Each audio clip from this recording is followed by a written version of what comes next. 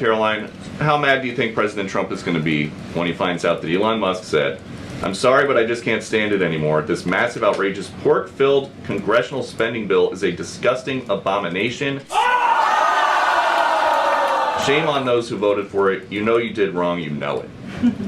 Look, the president already knows where Elon Musk stood on this bill. It doesn't change the president's opinion. This is one big, beautiful bill, and he's sticking to it. Boo! In this world, there's two kinds of people, my friend. Those with loaded guns and those who dig. Broadcasting from a Montana wilderness fortress at the headwaters of the Missouri, this is Matt Christiansen Live.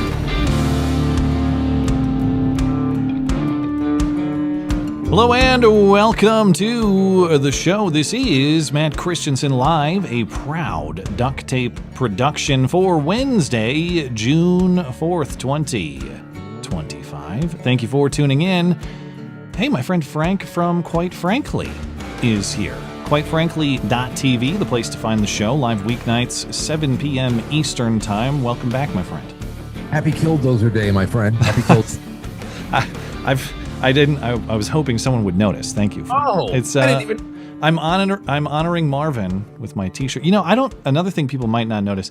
I have little trinkets and things that are important to me, or just cool stuff that people have sent me over time on my shelves behind me. It's probably too small for you to see, but sort of to the right on the screen of the little MC emblem is a meticulously 3D printed Killdozer replica. I believe it's to scale and everything. I forget. I wish I could shout out the guy who sent it to me, because he did a 3D printing, of course. You know, the machine's doing the work. But this guy, I mean, he went through with the painting and the detailing. It is a phenomenal, tiny little Killdozer right there. But That's right. That's great. You know, these are things. Okay, now that we're talking about Easter eggs. First of all, I didn't even notice your shirt, and that is one of those things where, oh man, anybody who notices it, you're only ever going to get a thumbs up. There's very few people out there who are just like, oh. No, I've had some emails. How could you celebrate that man? He's a terrible. Listen, sometimes reasonable men must do unreasonable things, and that's why we remember Marvin. No, you're right. You're right. That's what I'm just saying that if you ever went out to like a farmer's market or something like that, and you had that shirt on, and you didn't draw any attention to it, only real ones are going to know what the hell's on your shirt. If you know, you know. And anyway, it is if people don't know what we're talking about, it's the, I think, 21st anniversary of the Killdozer event in Granby, Colorado, June 4th, 2004. Look that up. And a lot of great documentaries about it, a lot of great videos on YouTube. And that's what that's what June 4th will always be. There's two things here on in the pantheon of they're almost like memorial, certain types of days of remembrance for those of us on the internet who just know that people who have reached a certain level. June 4th with Killdozer, but I think August 9th or August 10th is Sky King. And I don't know Sky King. What's Sky King? You don't know about Sky King? No. You remember a few years ago, in Alaska, the guy who just lost it, took the plane up into the air and started doing all these barrel rolls. Oh, yes. Yeah. That was pretty recent. You're right. I do remember there's so much. There's so much in that one. I'll have a Sky King Remembrance Night again sometime in August. I think I have it slated for like August 11th because the actual day is going to be over the weekend. But 2018, the Horizon Air Bombardier Q400 incident. Oh, yeah. Yeah, I remember that. That guy was on the radio just like talking crazy talk. Oh, he lifted our souls up that day. And his legend has only grown since. You'll see. All right, Frank, before we get into some news topics, I just have one quick announcement, and that is that, hey, my Bible study is coming back on Friday. So if you'd like to join Bible study, it's open to anybody. It is interactive. We have discussion, 9 Eastern on Friday night, June 6th. If you want information, just head on over to my website, mattchristiansenmedia.com. There's a Bible study link right there on the homepage. And of course, we're taking calls later once Frank is gone. Joshy Boy's sitting shotgun. He will join us. We'll take some calls. We'll take some emails. If you'd like to call the show, there is a link to the Discord server in the description where you can call the show in there. There's instructions and help available for you on the server. We'll catch up with your super chats as well. But Frank, do you have any thoughts on the ongoing budget bill battle? Why is it that people who are running for Congress and elected to Congress can't seem to get together on making a few cuts that they were elected to do? I don't know. I don't know. And I saw Marjorie Taylor Greene make an admission based on the AI aspects of like what they want to do to make the Department of Commerce a little bit more run through AI. She made the admission that she didn't really read the damn thing. And I haven't read it myself. And you want to know why? Because the price tag alone, there's no good that could really come of this that the good that we need. Now, what I would love is for someone to tell me who has read it. I have not really heard both sides. I want to know, say, okay, listen, I know it looks bad, but here is how the recovery process for the country is beginning with this bill and how in subsequent bills it is going to be like cut by 30% at a time.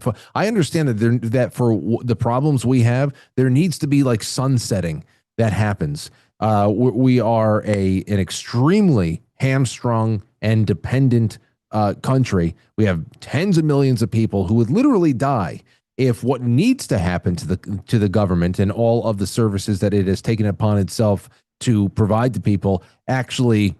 So they were right about wheeling Grandma off the cliff when they said Paul Ryan was going to do that. It's just Grandma has to be wheeled, okay? I don't know what to tell you. Yeah, well, I mean, Grandma has to be given a parachute, maybe. That's the whole thing. She needs to be given a parachute. It's going to be a base. It's going to be World War II surplus. You might want to check the strings and ropes on that one. Yeah, but obviously we're not even going in that direction. So I don't have much to say on it other than the price tag just makes me throw my hands up like, oh, whatever. It's the same old shit. But I wonder if anybody has some really interesting takes on whether or not this is the start of something that maybe we're a little bit too emotional to see. The best I've heard, you got some border spending in there. You got some efforts to remove those ineligible for Medicaid and other benefits. But by and large, we're continuing Biden-era spending. The CBO, the Congressional Budget Office analysis is out today, and they're saying, yeah, it's $2.4 trillion to the national debt over the next decade. Okay, and now we've got members of Congress fighting over, well, the bill itself. Ron Johnson is still holding strong in the Senate and saying, this is immoral. This is, we can't do this to our children and saddle them with this impossible debt. But in terms of cuts, what's frustrating is they're not even able so far to get together on codifying the DOGE cuts, making the waste and alleged fraud that Elon Musk and company have identified in federal spending eliminated by law so that, courts can't strike down Trump's elimination of it or anything like that. And you can protect it from maybe a future president to a certain extent. But I thought when they were fighting about the DOGE cuts and codifying that, because Elon Musk was saying we got $150 billion just this year in DOGE cuts. But you look at what the White House just sent to Congress to try to merge into this bill or pass as a standalone. I don't know how they're going to do it, but the dollar amount. So again, we're talking about a bill that is going to spend trillions of dollars a year, or at least that will be the federal budget going into the future. The DOGE savings amount that they're trying to codify now, $9.4 billion. So I know all these numbers sound like a bajillion, trillion, gajillion, whatever. We're now trying to get Congress to codify into law, by my math, a 0.2% savings on the $4 trillion annual federal budget. They might do it, though. They're really trying to get that 0.2% savings. I read this earlier on. So that's from the CBO, right? The CBO scored it today in terms of its effect on the debt and the deficit, and they're saying right. $2.4 trillion over a decade. As far as the savings that they're trying to get through with DOGE, that's the White House sending a request for what they're calling a rescission bill to Congress, and You got Mike Johnson saying, well, we're gonna take this up in the House as early as next week, but the Senate, the opposition is still pretty strong. So there's no progress being made, as far as I can tell, on agreeing on this thing. And you had Trump earlier. I don't know if I have the tweets handy, but Trump was blasting. It might be in here. Oh yeah, on Truth, Trump was blasting Rand Paul because just like Thomas Massey, Rand Paul doesn't understand how government works. He doesn't understand how much growth and prosperity is going to come out of this infinite government spending. The people of Kentucky can't stand Rand Paul. So, man, this is the version of Trump that drives me nuts. I understand that there is some practical reality to governing, and you don't always get what you want. But lecturing the people who are trying to stop us from driving off the cliff, can you at least credit their points, even if their points can't be achieved in practical terms? You see, the crazy thing is, what I was hoping for is that people like Thomas Massey were people like him that were going to be given some very serious responsibilities, and that we were actually going to go with some firebrand types and shit like that. So this does concern me as well, because where I read like Russ Vogt. He says, what the hell did he say? Russell Vogt said, oh shit. Oh, the current bill reduces deficits by 1.4 trillion over 10 years when you adjust for CBO's one big gimmick, not using a realistic current policy baseline. It includes 1.7 trillion in mandatory savings, the most in history. If you care about deficits and debt, this bill dramatically improves the fiscal picture. I just wonder if that is in some way the same kind of marketing that the Obama administration put forward when they say we reduce the debt by 75%. We reduce the deficit by 75% or something like that after they quadrupled it. Yeah, exactly. And that's why the distinction between the deficit and the debt is a very important one to pay attention to. When they're talking about the debt, the money that we actually owe, the debt we've accumulated over time, no one's reducing that. It's just how much are we adding to it? And when they talk about reducing the deficit, great. So we're coming down slightly from the most spending we've ever done of the most money we don't have. And I guess that's better than spending even more than we did irresponsibly in the COVID era, potentially, although this is largely an extension of that. So reduction in deficit, as you're identifying, is a very tricky way of presenting this. Like, it's another way of saying it's not the worst it could possibly be. Okay, well, yeah. I'm going to ask for a little bit better than that. I know, man. And with all things, all I keep hearing is the ticking of the clock and the fact that half of 2025 is gone. And this just doesn't. I don't know. I understand that he's really up against it. Trump is with the slim majorities he has in Congress, and how compromised that majority is, and how unwilling they are to do anything that really resembles a good thing for the country. I just wish that we can sit down, and maybe Grok or something like that can do this, where you take the last CR, the last spending bill, and say, hey, read through this 1,700 pages of bullshit and itemize bullet points. I don't want anything to clean this entire thing up. I want bullet points of every last thing. Just tell me what the program is, of half a sentence of what it does, and the proposed amount of money. And I would love to just sit down and go, I'm going to reduce the spending bill. And I'm going in a way. I don't think there are enough markers in the world to cross off what needs to be crossed off. That's the problem. But here's the thing. If you and I, or if people, just regular people, were able to do stuff like that and have fun with people, just go through a mock exercise to make sure that just off the top, you take everything off that you know would not stop one EBT card from being recharged, not one food stamp from being received, for any federal, forget about the federal, the education. Well, we'll see what happens with education, but I would love to see what an average person with a little bit of common sense can do to cut everything that wouldn't kill a person off the bat, and what that would look like. Oh, I thought we agreed that some people need to be killed. Or is that? Well, there's a lot of people who are just killing themselves right I now. see. All right. You know, you should maybe just get out of their way. But I don't know. I think we're getting screwed, and I didn't want it to be so. But how the hell can you paint this as a positive? I don't know. I know that when I talk too much budget, people's eyes glaze over, but I do think it's important to pay attention to. And to relieve you of the boredom, though, the good news is maybe we don't even make it to a future where we're consumed by this impossible debt. Maybe we die of Chinese fungus. Have you? I don't know if you've had the time to look into this story or not, but the Chinese, they're at it again, or maybe they never stopped because they apparently love to work with these bioweapons. Now, I didn't know that there are fungi that can threaten food in the way that I guess this one can. So there are 2 Chinese nationals. They're a boyfriend and a girlfriend. I don't know if they were both or just one of them were students. I think they both have student visas, so presumably they're students at the University of Michigan.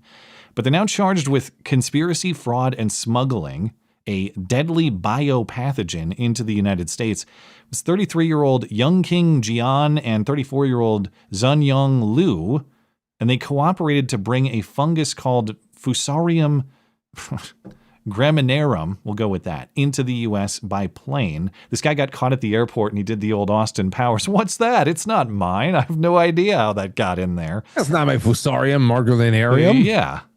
But this fungus causes disease in wheat, barley, corn, and rice. It also causes health problems for people and animals. But here's a brief news story about it. We're talking about a fungus which DOJ is calling a potential bioterror threat. Take a look at it under the microscope.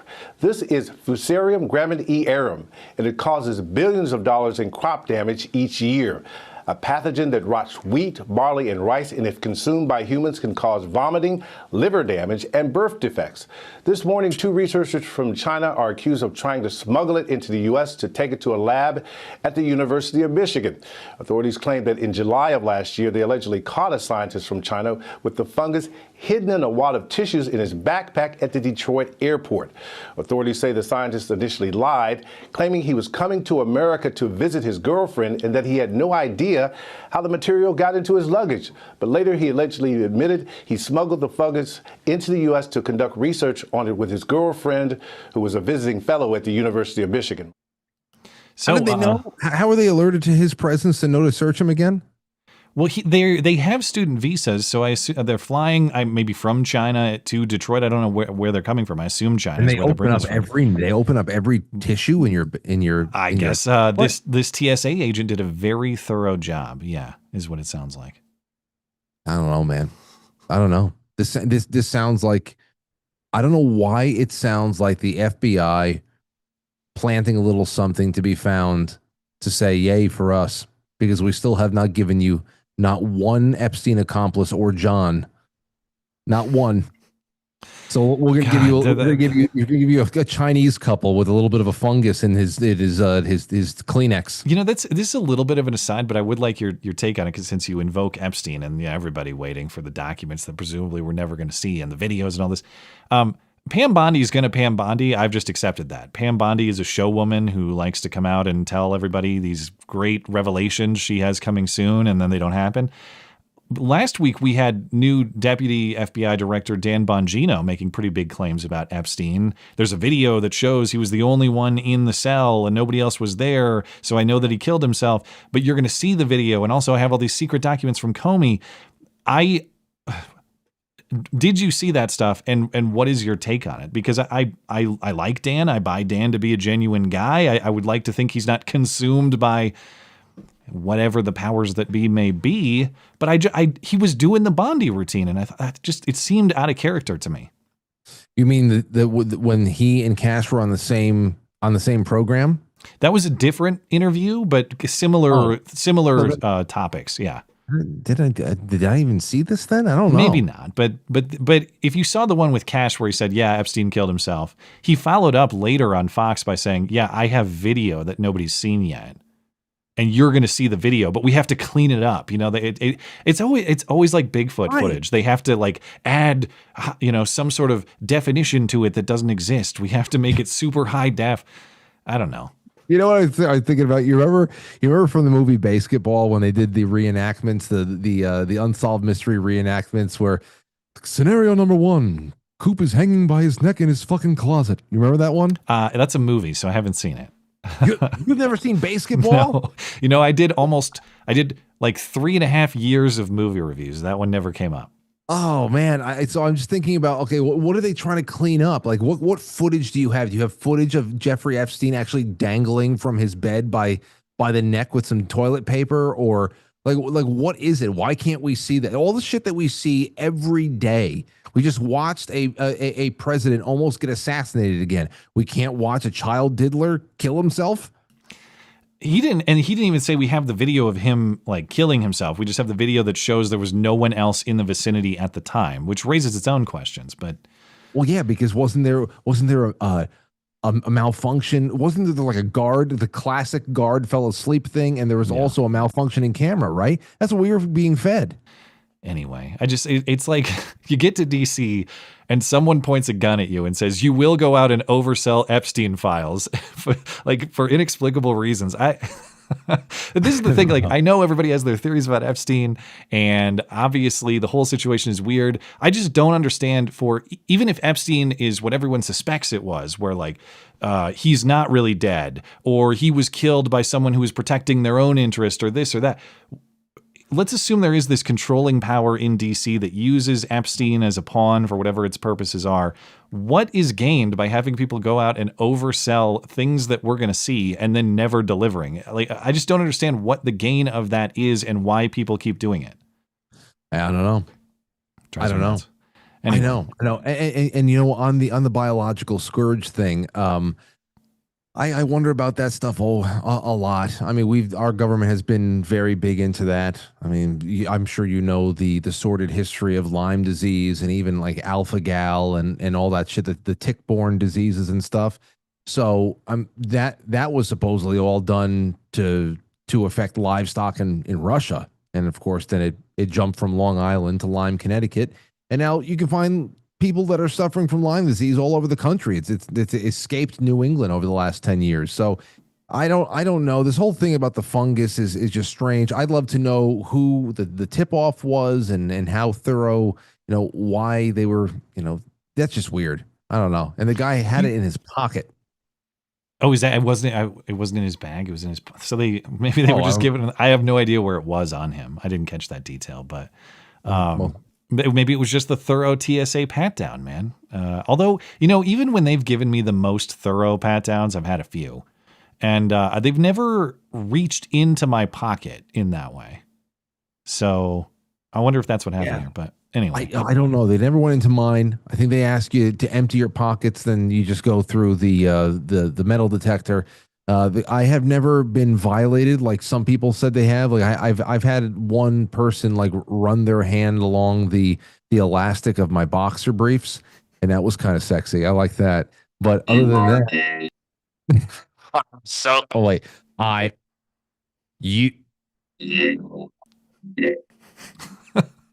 right, we're doing live sound effects here. I like it. The thing I can't.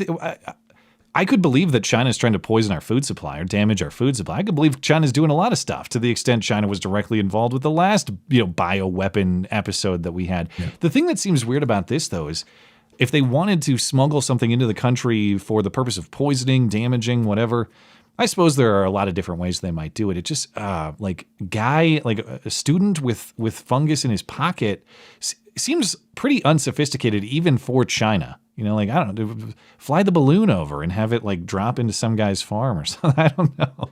Well, it's crazy because I always, when we think about who might be behind one thing or another, if it's a major terrorist attack, if it is, if it's something like we were living through with 2020 or something like that, especially when it comes to the southern border, we always said that, yeah, there's going to be powerful organizations of people, governments, intelligence agencies that are always going to find a way to trigger certain events to be able to influence public behavior in one way or another, to reach one end or another.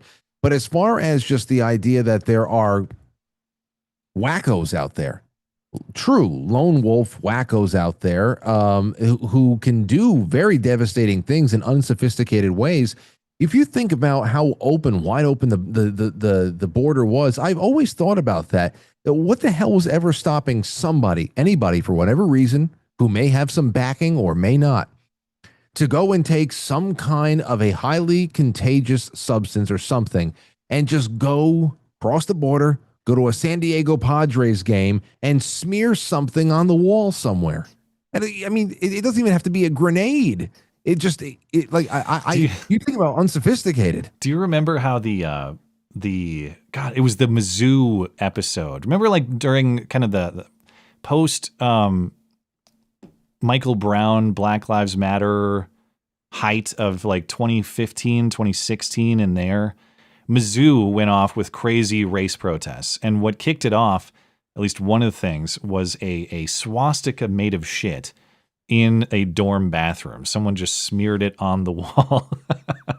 And so, to your point, people have made you go to the Padres game and you reenact the University of Mizzou shit swastika, this time with Chinese fungus, and you could inflict a lot of damage. It's about sending a message, Matt. Yeah. It's about sending a message. That's what the shit swastika was all about. Before you're out of here, I wanted to get your thoughts on this too, because a lot of we don't know a lot about what's maybe going on here, but a lot of concern about maybe what the White House is doing in terms of trying to organize and centralize government data and working with Peter Thiel's Palantir company. Have you heard about this story at all? I have seen, I have not read deeply into it, but I have seen this story, and I wonder, is this in some ways in conjunction with the whole proposed Stargate thing? I don't even know what that is. What is that? The Stargate, what they had proposed like on day 2, that was all very AI based, and it was about bringing in a lot of those types of people to talk about not only surveillance technology, and of course data collection and processing is all part of surveillance, but also about being able to start opening up the Pandora's box to customized vaccines for people that are, suffering from one thing or another. I mean, this is like day 2 of the administration. You never read anything about Stargate? I didn't hear that, and I actually didn't see this executive order either. So there must have been a couple things I missed, because if people didn't see this, there was an executive order issued in March by Trump that was going to make data sharing across federal government agencies more efficient. And that's what the New York Times is now reporting they're working on through Peter Thiel's company Palantir. There's going to be all this kind of data sharing infrastructure, centralization infrastructure built. And so maybe there's a lot of this stuff. What you're talking about is news to me. I haven't looked into that at all, but it was an initiative to enhance AI infrastructure in the United States. But of course, it went so far beyond actual information processing and surveillance and information sharing to even how to be able to devise customized pharmaceuticals for individuals and their very particular health quandaries that they're experiencing. And so that was like day 2. You should take a look at that, because I'm thinking that there may be, this might go hand in glove with the Palantir headlines. Maybe I'm wrong. It's in the vicinity. Do we get to design the vaccine ourselves? Like, you have to take it, but I get to I get to give it like my own skin, like it's a Call of Duty game or something like that. No? Dude, that's the whole thing there. When something is actually concocted just for you, based on you and your individual, I wonder how much of your genetics, how much of your genetic information is then like part of a patent, because it'd be a therapy that would have never existed before, essentially, because you are unique, at least on a molecular level. So I think about that stuff there too. It's almost like whenever you accept federal money for anything, it comes with the caveat that you can only be used in certain ways, and you are going to sacrifice your autonomy. That's what happened with the PPP money with COVID. That's what happens with a lot of people who take federal money to help in their homeschooling. endeavors and shit like that. There's a lot of in between the lines. So when you're talking about a government program that is going to be largely powered by AI and also linked to customizable pharmaceuticals, I mean, we all know the whole crux of pharmaceuticals is what can be patented and what can be so far enough removed from natural state of a substance's existence so that it can be patented. Well, you can't patent the human genome, but what if you are now altering it? Yeah. Well, a good point. Yeah. You've used it as a canvas on which to make your own vaccine painting or whatever your purposes may be. Yeah, I don't know. I mean, I look at a story like this, and at first I'm like, oh no, you mean the government is going to have access to the data that they already have on me? Not that, because if the IRS needs information from the Social Security Administration about me, they're going to get it. But obviously, when data are centralized, when the sharing is made much more efficient or automatic, there are fewer guardrails to abuse that information, and so. Yeah, when it takes like one government employee to do one click to get everything the government knows about you immediately, and maybe they're going to build you a custom shot or something, like God knows what they're going to do. But this is the other thing that's sort of weird about this is just how kind of shadowy it's been so far. The New York Times is reporting that this is going on behind the scenes. Like they have a scoop on it. So number one, who knows how accurate it is considering their track record on a lot of things. But assuming that that's reasonably accurate, this is not something Trump's out there like proudly boasting about. Maybe because I guess if I was going to try to defend it, you'd say, yeah, well, it's boring. It's just like government agency A needs to talk to government agency B, and we're making that more efficient. If you want to be cynical, it's hiding it. It's doing it behind closed doors intentionally. Well, that's exactly that. That was like one of the last official acts that Obama had made in 2017 to allow for data sharing in like the earliest, right before Inauguration Day, or maybe late 2016. You go look into that one. It's one of his last official acts is helping reform and make it easier for intelligence agencies to be able to share information. That proved to be pretty useful in the way that they were going to start really stacking the chips against Donald Trump with the big Russia, distraction that they were building up for the next 3 years that followed. So it's very concerning because again, you're bringing in very dubious technology that has only really been tapped into. We're not even getting anywhere near the height of its insidiousness and its invasiveness at this point. We're not even getting anywhere close. It's all just starting. And the fact that you're going to now try to find a way to marry this to a federal government apparatus that is largely unconstitutional and should not exist, and in its analog form was dangerous enough. I mean, so much. I mean, we're talking way north of 94% of this government is illegitimate. It has no constitutional basis for existing. In analog form, when they're just pushing paper, it was scary enough with the human resources that they had over the last 150 years. But now you're talking about marrying it to AI. Holy shit, man. Well, I'll see you for the Terminator War. But at least we'll have customized shots to keep us safe, and we can fight off the Chinese fungus that way. Anyway, that's my guest, Frank, from Quite Frankly. You can see the show weeknights at 7 Eastern, quitefrankly.tv. Is there anything else you'd like to promote before you're out of here, my friend? Well, I just want to thank you all so much because it's just been a wonderful night. I always love coming around here. It's just I don't know. It marks the time, as I said.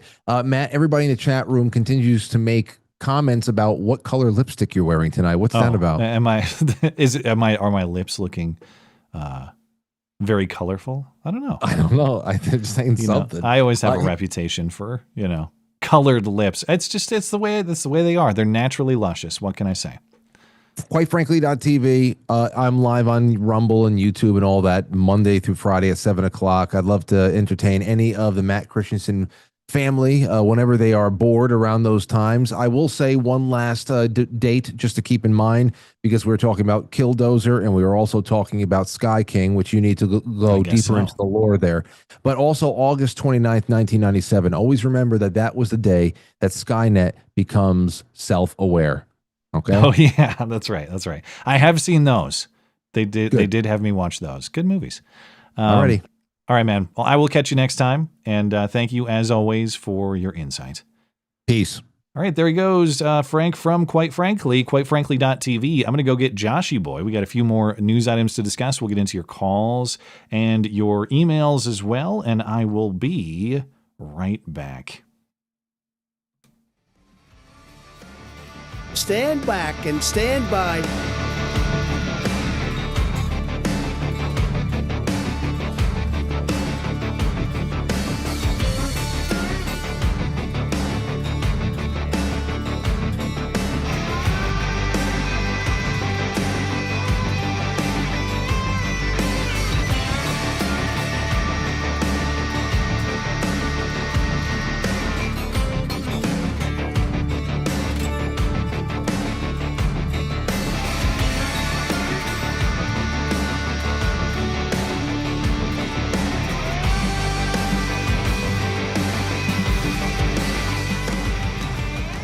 I was hoping you would wear it. Yeah, I decided to wear it today. Kaniga. All right. It's holding up your signed jersey. I'm glad to see it. Yeah, I wanted to wear it at least. I wanted to wear it more than once. I didn't want it to be a one-time thing. You can't wash it. You got to keep that signature pristine, Hand wash only. Hand wash only. Well, it's a good thing I don't really wear it that often. It's kind of like my jackets. Yeah, it's your work uniform around here. Yeah, it is my work uniform, actually. All right. Well, are you a viewer? Were you a viewer? I guess the show's coming back, but were you a King of the Hill fan? Oh my God, yes. Really? Okay. I fucking love that show. Okay, so you are definitely familiar with the character John Redcorn. Yeah. Yeah. If people maybe casually watched King of the Hill, or you've seen a few episodes, John Redcorn was the character who was actually Joseph's dad and was kind of the Dale and what's her face were married, but he was the guy that Nancy. Yeah, he was the guy that Nancy had cheated on Dale with and all that. Okay. He was an Indian character in King of the Hill. And the voice actor for you know what? Let me back up. I forgot, Joshy, because you were on what? 2 weeks ago on a Wednesday? I think so. We did Rare Hoax Hate of the Week on a Wednesday. Yeah. Because of the claims of the spouse in this case, I think this counts as Hoax Hate of the Week. So it needs a proper introduction. All right. And now the nobody saw it happen, but it's totally a product of Trump's America hoax hate crime of the week. Ah, shit, it's backwards. You think they'll notice? And I didn't want to wait until Sunday to talk about this case. This is a weird one. Have you looked at this story at all? Mm-mm. This is the first I'm hearing of it. All right. So the voice of John Redcorn on King of the Hill, his name is Jonathan Joss.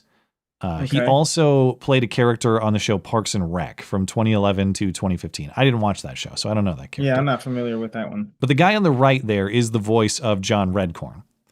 All right. And Jonathan Joss was shot dead at his home in San Antonio, Texas on Sunday by a neighbor in a supposed homophobic murder. Now, I didn't know that this guy was gay, but I didn't know he was gay either. Did Dale finally get him? Did he finally figure it out? Did Dale? I don't know if Dale cracked the code and got his revenge on old John Redcorn. Doesn't sound like it, but it was a neighbor, maybe a Dale-like figure.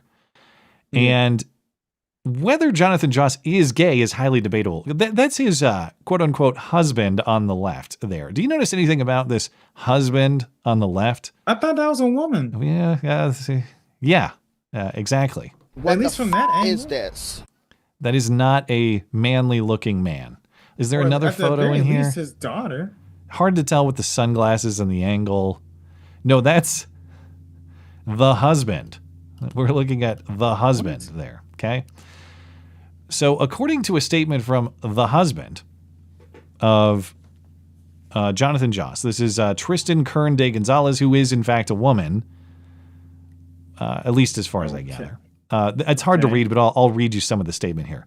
Yeah. This is what happened. This is why he got shot dead at his house in San Antonio on Sunday. Jonathan and Tristan were checking the mail at the site of their former home. And why former home? Well, their home was burned down after 2 years of threats from people who repeatedly told them they're going to set it on fire. The couple reported the threats to police, but nothing was done. They were harassed and threatened because the neighbors do not accept their gay relationship, this person says. When the couple showed up at the house to get their mail, they discovered the skull of one of their dogs and its harness placed in clear view. So somebody killed... What?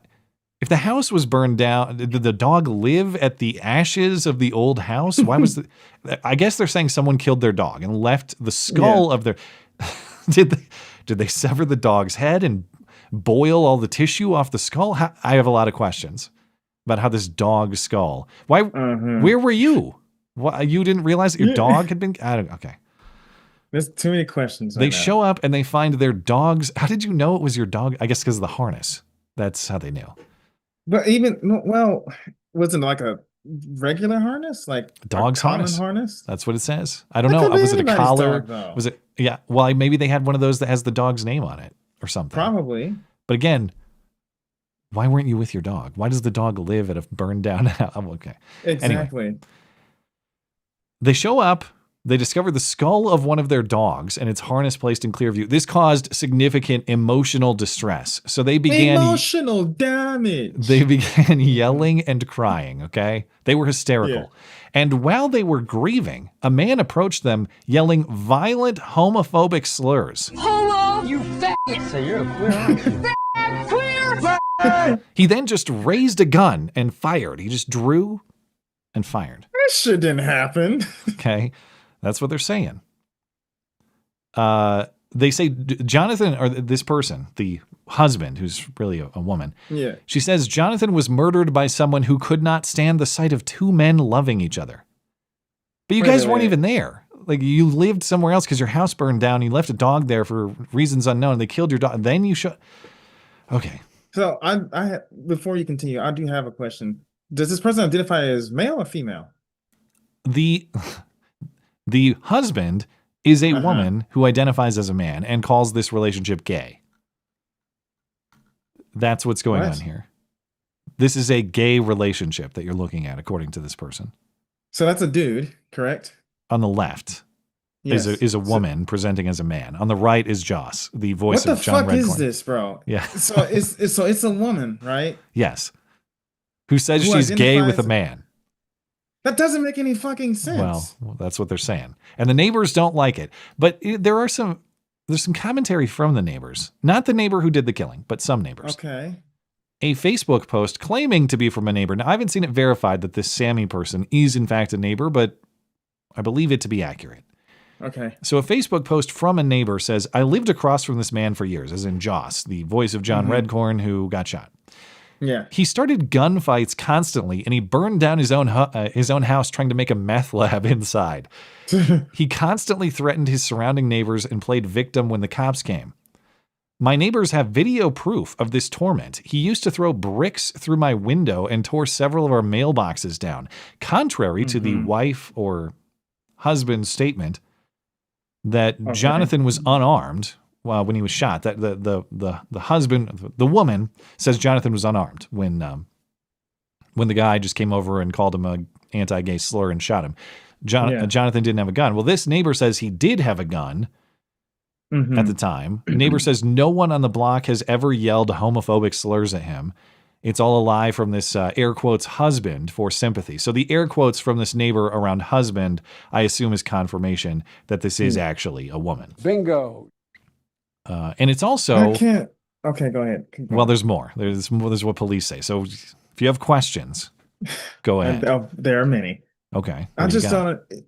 Well, I'm just stuck on the woman part because I was confused at first. So when you opened up, at first I thought Jonathan Johnson actually was gay. And I was like, okay, I didn't know that. But then you confirmed that his quote-unquote husband is actually a woman, his wife.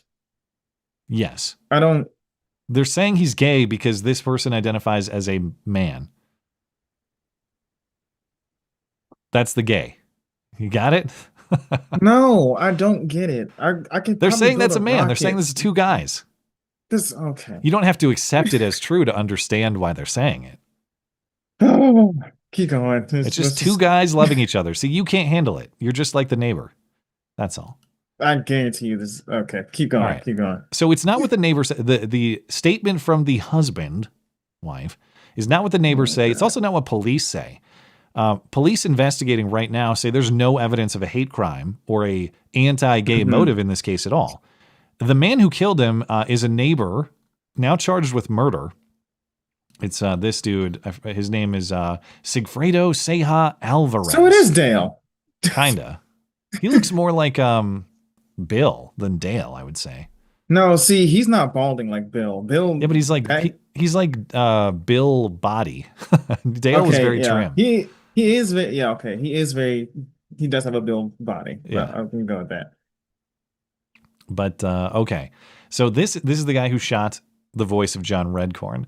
However, according to police, it is very clear that that Jonathan Joss's home was constant chaos. There were dozens of police calls in just the last 2 years. Here's some local reporting. 66 calls of service in 2 years, all made it to this property that belongs to Jonathan Joss. On Sunday night, Joss was shot and killed while checking on his property and picking up mail. The property was vacant after the home was destroyed in a fire in January. We broke down those calls of service numbers, and we found that 13 of those were disturbance neighbors calls, one involving a gun, another involving a crossbow. There was also 10 calls made for mental health checks and 4 welfare checks calls made. We requested the police reports for those 2 calls involving weapons, and we were able to find out that it was Sigfredo Alvarez who made one of those calls a year ago. On June 8th, 2024, Alvarez called police because he alleged Joss was walking around his house with a crossbow, name-calling, and yelling racial slurs at him. Police talked to Joss, who admitted to going to talk to Alvarez about their dogs fighting with each other. A search by police was done, but no crossbow was ever found. Fast forward to this week, Alvarez posted bond Tuesday after being arrested and charged with murder on Sunday. A further search of Alvarez showed he had no prior arrests or criminal charges on his record. When police confronted Alvarez, he immediately told them, quote, "I shot him." Witnesses told police, according to the report, that Alvarez drove up and started arguing with Joss and said he had a gun. The witness then said she saw Alvarez shoot Joss. "I shot someone with a gun." See, I was hoping you would do that. Anytime I can press that button. So the guy who shot him admits it. To the extent he admits it, I bet and guarantee, in fact, there's more to this story. I'm not saying this is not a murder, that it was for sure self-defense. But I bet that neighbor's right that Joss was armed. I bet that's true. I bet that Joss was the violent aggressor or aggressor with violent threats, you know? If not a self-defense case, I bet more information comes out that makes this closer to a self-defense case. According to local reporting, the conflict between the two goes back for quite some time. Alvarez, the guy who shot Joss, says he filed multiple complaints detailing how Joss had previously harassed him and Alvarez's brother, who lives next door, but lamented how nothing had been done, the report states. So it's funny how the husband accuses everyone else of walking around and yelling slurs at them, and then they call police and nothing gets done. In fact, it sounds like the opposite is true. This guy patrolled the neighborhood with a crossbow, calling people whatever slurs he wanted, and they called police about him, and nothing was done about it. Yeah. According to Alvarez, every time police officers arrived and later left the area, Joss would resume harassment of Alvarez. On at least one occasion, Joss told Alvarez he's coming for him, police said. However, the only qualifier I'll say in terms of who's the true aggressor in this situation, as far as I understand, this happened on Joss's property. That is going to make it a tougher self-defense case for the neighbor if he even decides to pursue a self-defense case. Right now, he's charged with murder. Okay. But the last thing, that fire definitely needs to be investigated at their house. It was either, like the neighbor said, meth lab, drug lab of some kind. Or maybe they just burned down their house for some kind of insurance fraud scheme. A classic Like hoax that hate lesbian style. did. Yeah. And this doesn't look like a husband. This looks like a woman who would burn her own house down in an insurance fraud scheme. And don't forget that lesbian in Michigan killed her own dog too. Yeah. So we don't know how this dog skull actually came to be. One of the questions I do have, why did when they talk about this kind of stuff, why do they make it sound like it's supposed to be part of a novel? You mean like her description of the story? Yeah, or even the articles that talk about it. They always been trying to sensationalize it, and I know that's the game, right? But it was like we were fearing for our lives and everything, and these people harassed us and everything. I mean, that's like, her. guys... That's her story. Yeah. Yeah. I was like, are you writing a book?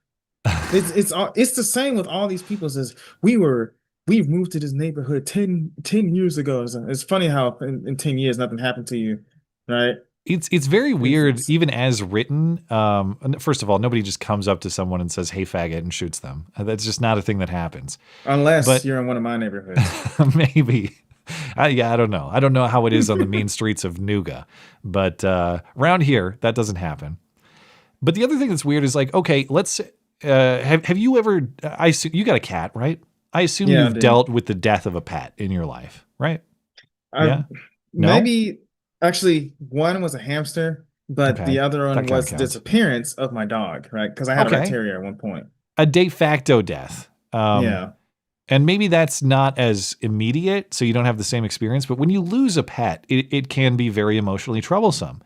Yeah. I've never in my life screamed out in agony as she's describing at the death of a pet.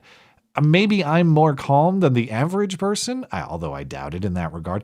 I've never heard of anyone discovering the death of their pet and doing what she's describing. We were wailing with grief. Oh, please, God, no. Right. She was doing that Vader do not want. Yeah. No, but I mean, as told, the story doesn't make any sense. Yeah. I wouldn't be bawling my eyes out if my cat died. Rest his soul. He's sleeping right now. But I mean, I'd be pretty sad about it, but I wouldn't be like, no. That's what we're supposed to believe. Whatever drugs Jonathan Joss was on must have been finely crafted. Okay, he must have had a hell of a lab in that house. Yeah. Nah, that was just crazy from the start. I think there were drugs involved. I think they were cooking up something crazy. Probably if she's calling herself a husband at this point, but that's par for the course. All right. I'm sorry. Maybe this deserved to happen. Let me stop being mean. Let me stop being mean. Based shooter. Is that what you're saying? Okay. He was a hero. Okay. Yeah. No, see, here's the thing that really pisses me off, though.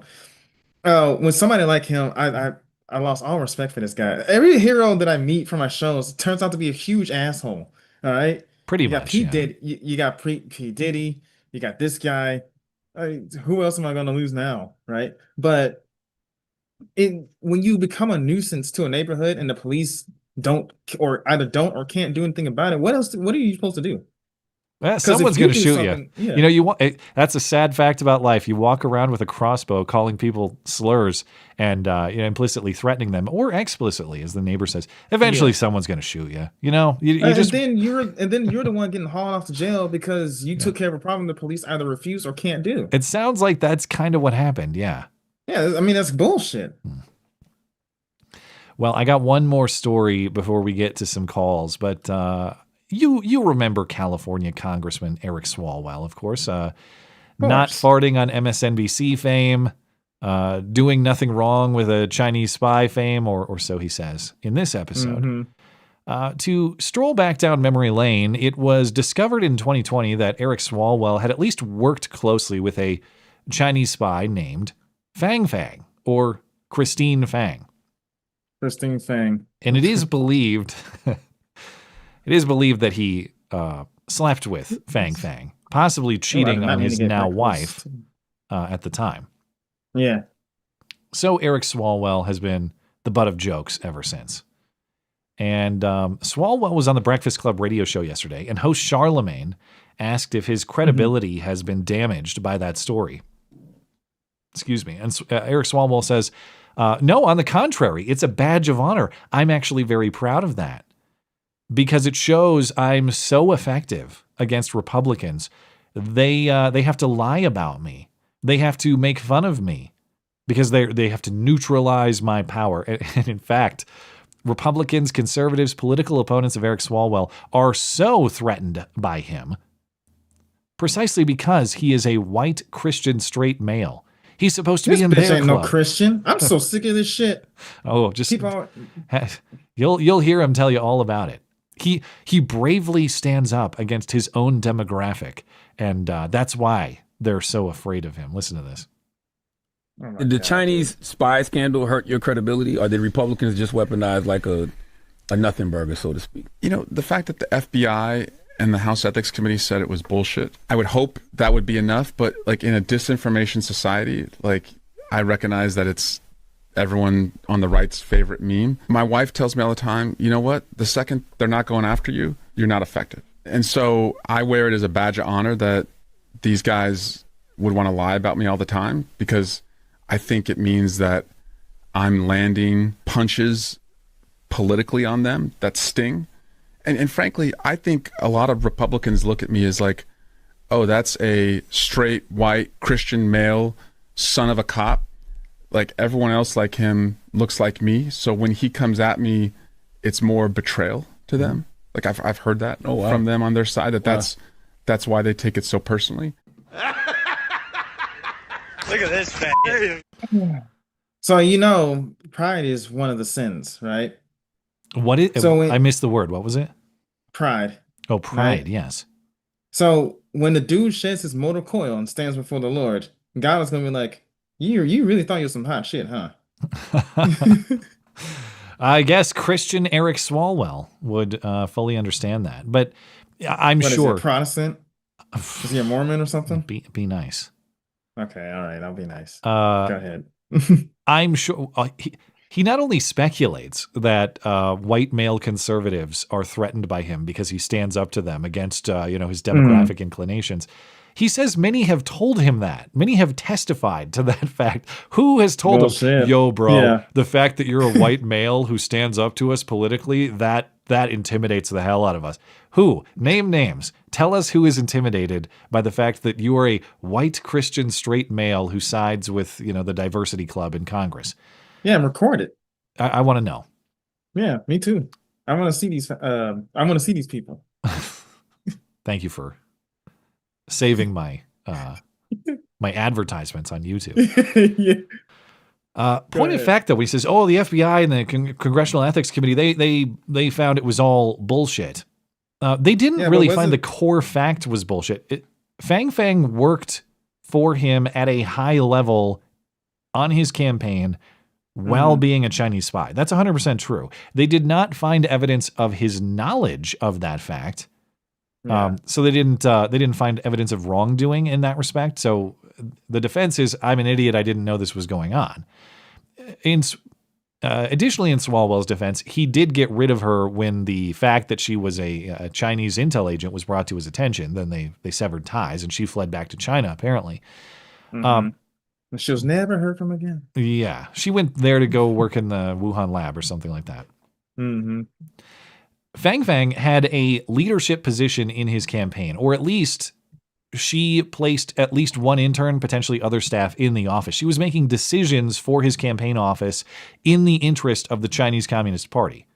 And that went on for some time. It is also highly likely that Fang Fang slept with Swalwell.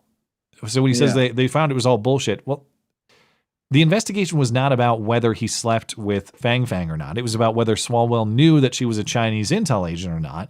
Apparently he didn't. But the reasons that he probably slept with Fang Fang are, number one, Fang Fang banged a lot of people. It was a tactic of hers to gain influence or get a leadership position. Oh, so it's kind of like the Japanese. Are you aware of what a Japanese konoichi is? No, but it sounds similar. Yeah, so a Japanese konoichi is the type of person who will use their body to essentially sleep around with high officials in order to gain information. Yeah, and then take it back to whoever they're actually working for. Exactly. So that's what she sounds like the Chinese equivalent. And we know that she did this with two unnamed Midwestern mayors. According to Axios, who broke the story, at least 2 separate sexual interactions with elected officials, including one of those Midwestern mayors. How do they know this happened? Because the FBI caught the interaction on electronic surveillance. So there are Fang Fang Bang Bang tapes. That's disgusting. Now, Swalwell is only accused of befriending Fang Fang.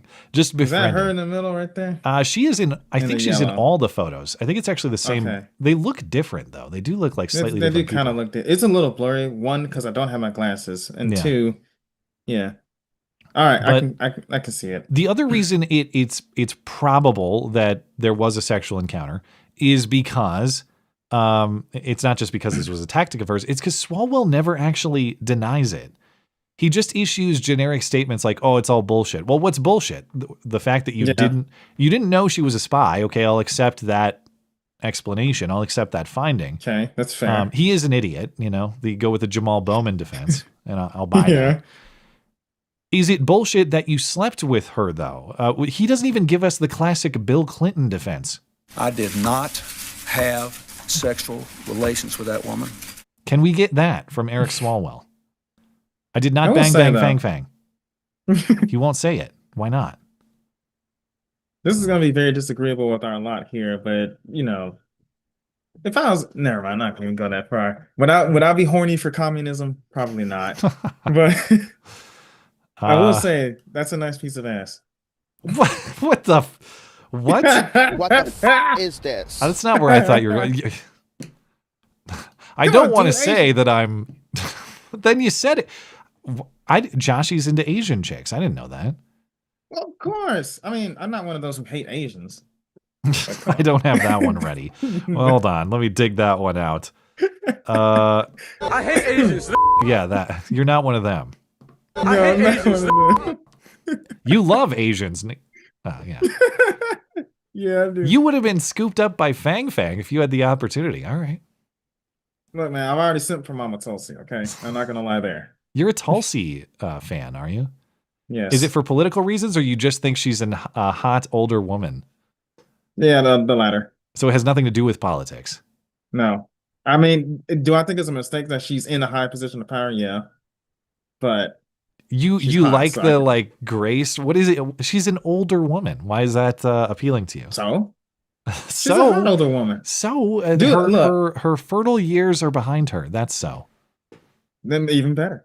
Okay. I don't have to worry about knocking her out. That's disgusting. All right. Look, This I is had like to sit through listening to that Greenwald's little escapade. All right? yeah. You know what? This is like 5 degrees away from Glenn Greenwald at this point. You're if you had the opportunity to make a Greenwald tape with Tulsi, it sounds like you would. So I wouldn't go that far. You wouldn't lick her feet on video in a maid apron? Okay. No. At least But you have what the some. At least I you have got some dignity. You have some boundaries. I like to hear that. I'm just trying to Yes. find out where they are. All right. You ready to God, take some calls? Yeah, man. Let's go. All right. Hop into the. Or you're in, right? You're good to go? Yeah, I got to I'm unmute I'm myself muted, before though. I forget. There we go. Let me First unmute up tonight myself. is Fwen. Fwen, are you there? Testing. Yeah, I'm here. All right, you gotta stop. Hold on. Hold on. Wait.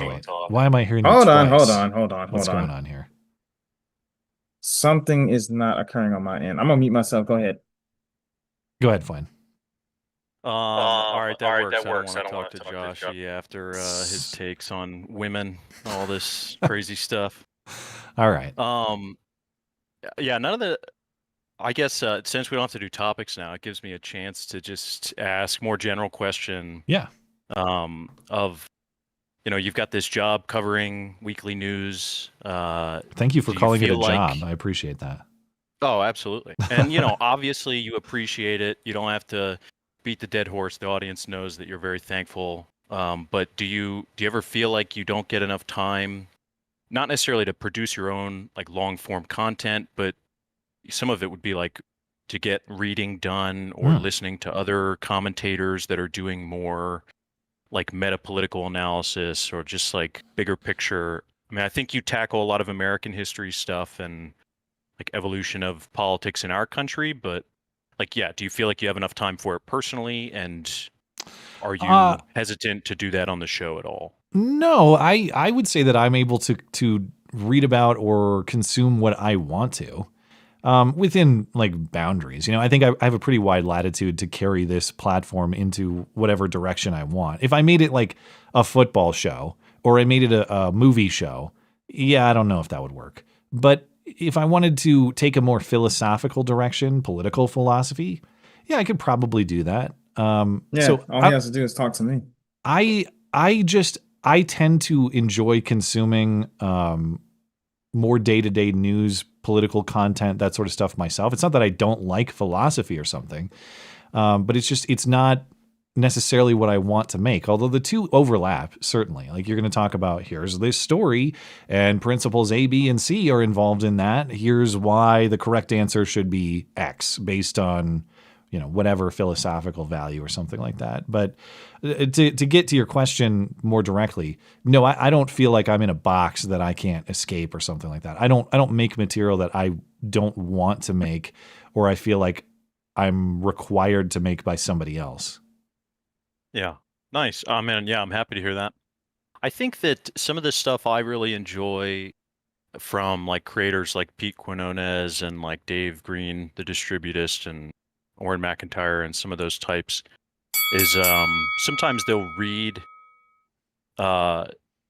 essays published by people that are on a topic that, you know, we really don't move past so many of the topics that are, you know, underlying like day-to-day news, whether it's like immigration. And so pulling in sources like that can be like really entertaining. I appreciate that because it helps teach people how to not just, you know, consume the current cycle, but see it in the context of, this is even like recent and not super deep political theory stuff. It's just like, what did commentators have to say about this more than 20 years ago? Yeah, that's interesting. And of course, whenever I'm talking about current events, I hope that I'm not making just like rage bait reaction stuff. All right. I'm not trying to take shots at any particular person. People can make what they want.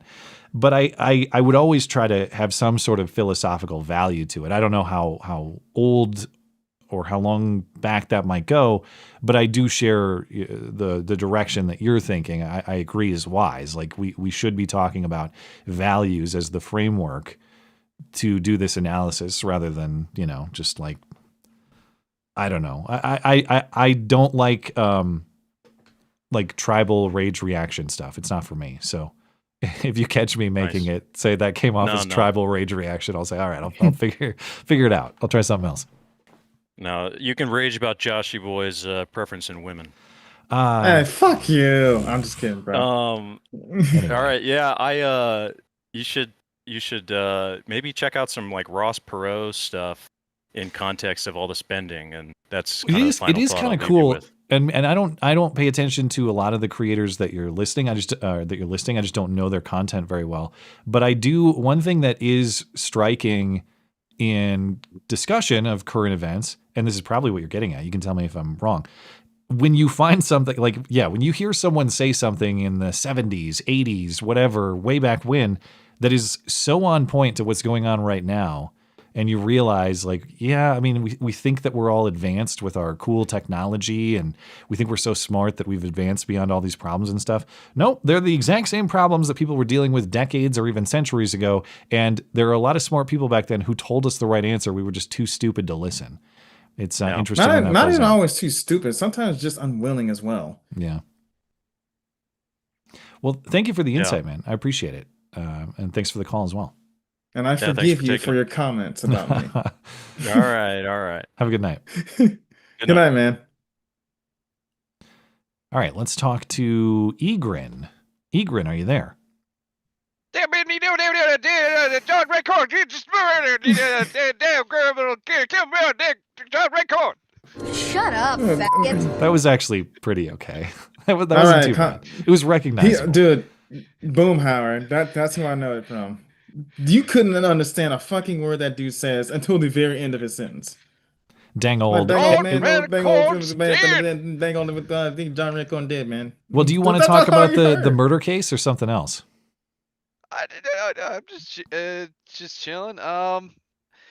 What's the whole deal with the whole Palantir thing? I've been hearing word of that. Do you having any idea what that's all about? Yeah, I got into it just a little bit with Frank. We kind of ran out of time, but the idea is that in March, Donald Trump issued an executive order that promised to modernize, make more efficient the sharing of data between federal government agencies. And they've now, according to the New York Times, hired Peter Thiel's company, Palantir, to set up some of that infrastructure or get that going. But as far as what exactly they're doing, it's still kind of shadowy. It's still kind of behind the curtain. We don't really know, other than we know that there's at least one big tech company that's now working with government to make it easier for government agencies to share information about you whenever they may have need to do that. Now, in the context of like trying to get your benefits or something, maybe that's helpful to you.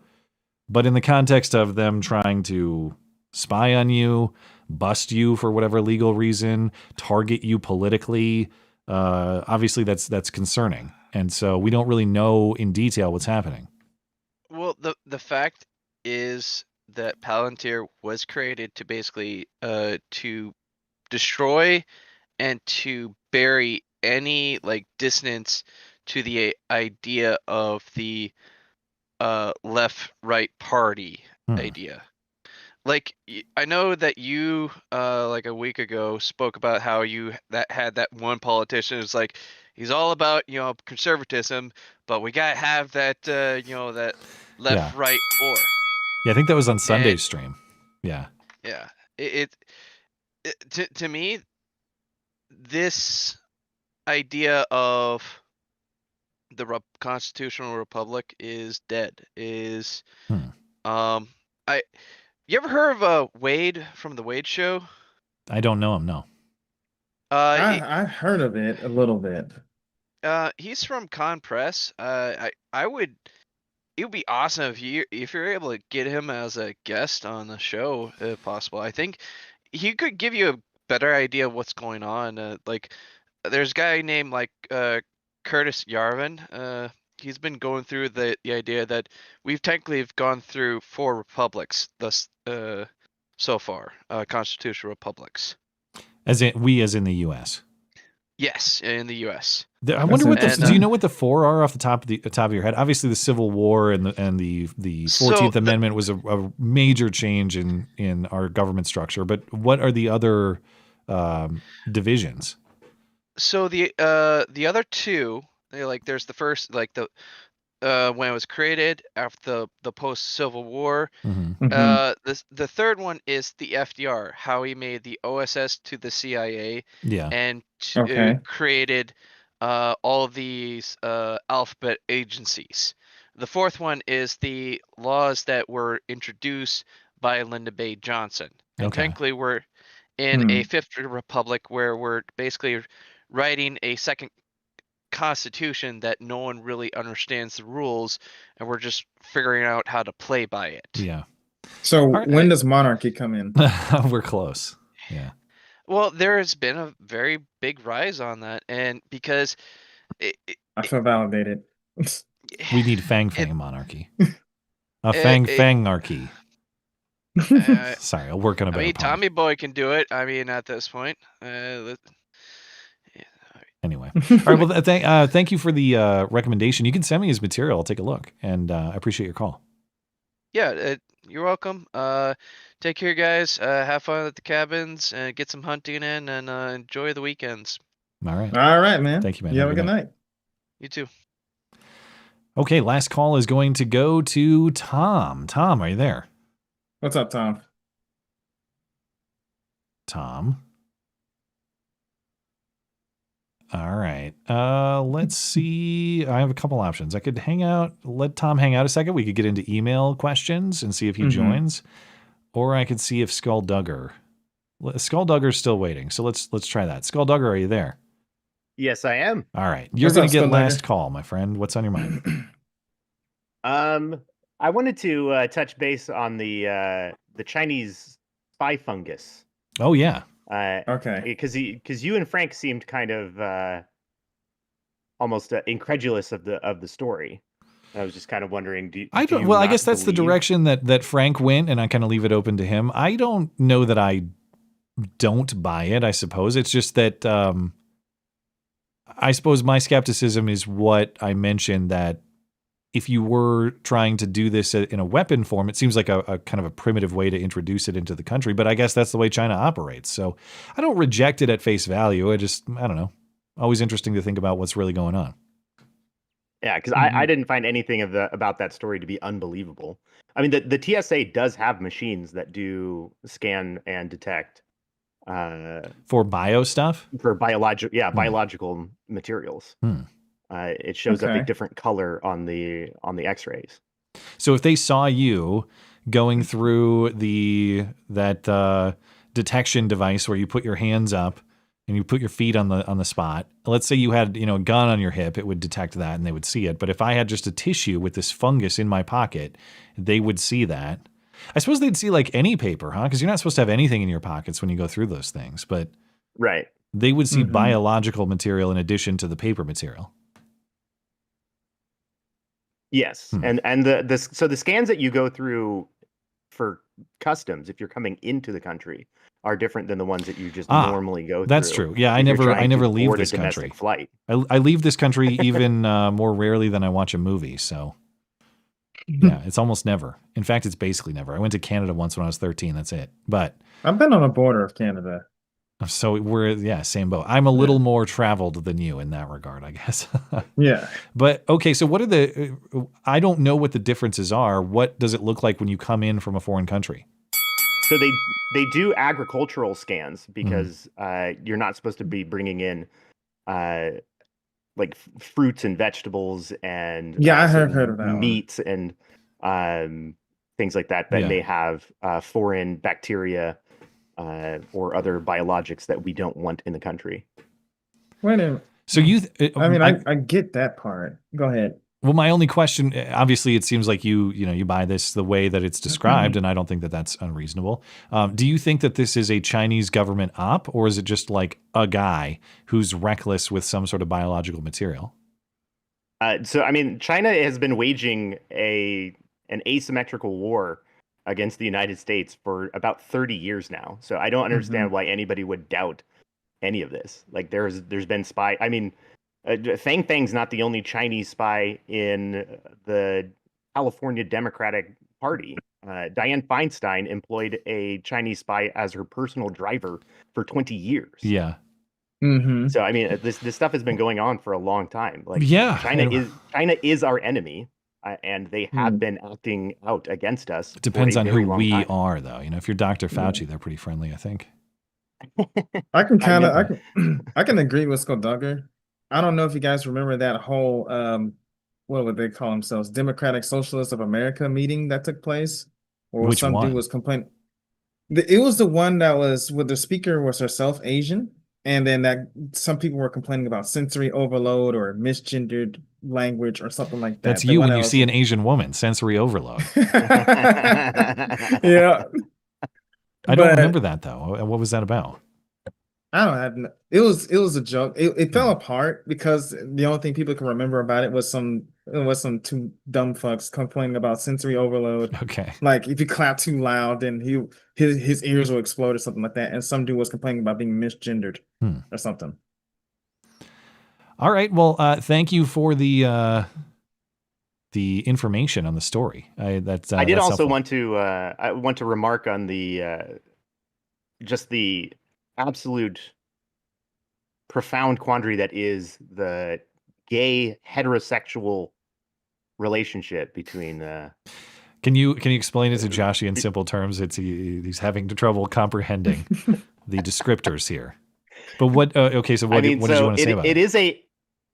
It's just I'm also confused by just like the way that this works. So it's a heterosexual relationship in that you have a biological male and a biological female. So those are two sexes. Those are different sexes. So that's heterosexual, but they're in a gay male relationship. That makes no sense. I don't understand. Yeah. That is some current year shit right there. I guess what you're saying is isn't it homogender? It's not homosexual. It's homogender. Well, no, it's hetero. So it's still heterosexual because there's two different sexes represented in this relationship. No, but Yes, I guess I mean if gay. if they were ahead. going to say it was homo in their framing, it would have to be homogender because they think gender is distinct from sex in that regard. My question is, why identify guess. as a husband, though? That makes no sense to me. Because she identifies as a man. do I have to explain this again? All right.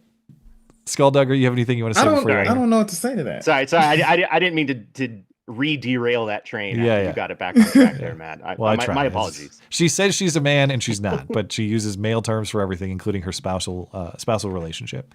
So, all right. I'll talk to you later, Skulldugger. It's Joshy, it's not that hard. It is a gay heterosexual marriage. What's so hard to understand about that? It's very standard. That's going to be too long a discussion because somebody's going to have to explain some shit to me. All right. Why dare you fucking bitch? It's as simple as that. All right. So if she wants, yeah. All right. So, question before we move on to emails: if she identifies as a heterosexual, as a male, right? Is she white? I don't. Let me pull it back up here. Hard to. It looks pretty pale. Yeah. Yes. Let's see. I think that's white. That's white. It Yeah. looks white to me, right? It sounds like some white people shit. So. Looks lighter than him. But okay, so to try to understand this mental gymnastics, and I'm getting an aneurysm as I say this, right? If she identifies as a male and she's white, doesn't that mean she's a piece of shit? Well, I don't know. You'd have to. Because they're always trashing white males, right? I don't know if she does. She wants to be So one. if being a white male is so bad, why did a lot of women want to identify as a male, especially if they're white? I don't get it. Yeah, why don't you become some sort of Rachel Dolezal hybrid and become an oppressed black man? Oh my god, I have a better time believing that she's black than this lady right here being a dude. I've already accepted her. In that Rachel talk. Dolezal Well, put in actually, more effort, that's for sure. She's actually more black than I am, to be honest. Rachel with you. Dolezal? Yes. She All has right. earned, that's where my black card went to. All right, Mr. Skulldugger, thank you for the call. I appreciate it. Good night, man. All right. Okay. Thank you. You guys have a good one. You too. Okay, that is going to do it on callers, but let's hop into some email questions. As a reminder, if you'd like to send an email question or just a thought for consideration on the show, you can do that through the contact page of my website, mattchristiansenmedia.com/contact. Look for the MC Live questions box. Now, I'm glad you brought up Glenn Greenwald earlier because I got one on Glenn Greenwald, and I have a lot of thoughts about this, and maybe you will too. But Drew West Press says, "Good day, sir. I've been a longtime listener of your show, and I felt compelled to comment on something you said. I was just watching your Glenn Greenwald segment, and I don't understand your logic behind the quote, it betrays the sexual purpose. The purpose of the sexual relationship is the creation of children, the creation of family. Okay, I get that. I agree, and I also understand that you don't like homosexuality. But are you implying that you yourself never engage in sex for pleasure and to maintain and grow the pair bond you have with your wife? Surely not, because you're not going to convince me or your audience that you only have sex to make children. Well, the audience knows. The audience knows exactly how much stuff I engage in. I want some facts! But okay, yes, Glenn is a degenerate, but that's relative.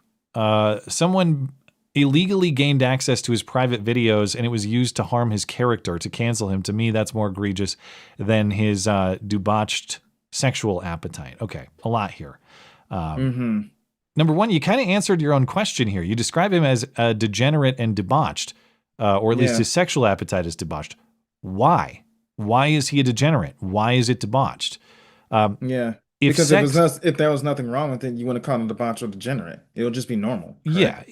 If sex is simply about what makes you feel good, and I don't know that that's your position. I'm just, are you talking about me or him? I'm talking about the emailer here. But, okay. If sex is about simply feeling good or something other than the creation of children, creation of family, just pleasure. then why is what Glenn did, why is that degenerate? Why is that debauched? Why is there anything wrong with it at all? I don't understand how you can say that he's engaging in wrong behavior, but also the moral judgment is relative. Okay. It's not. If you're making a moral judgment, you're appealing or using some sort of moral framework to say that it's degenerate wrong behavior. So I don't think the logic really follows here. the question that's asked is something close to, well, are you saying that because X is bad, you've never engaged in X, or you don't engage in X? No, that doesn't follow. Although, again, despite what the chat says, I've not done what Glenn did. What I'm saying is that X has a purpose. I think the question here is: are you saying X has a purpose, has a reason for it, has some rules that define it? Mm-hmm. Yes, that's what I'm saying. Or because I'm saying that, am I saying that any deviation from that purpose can never happen?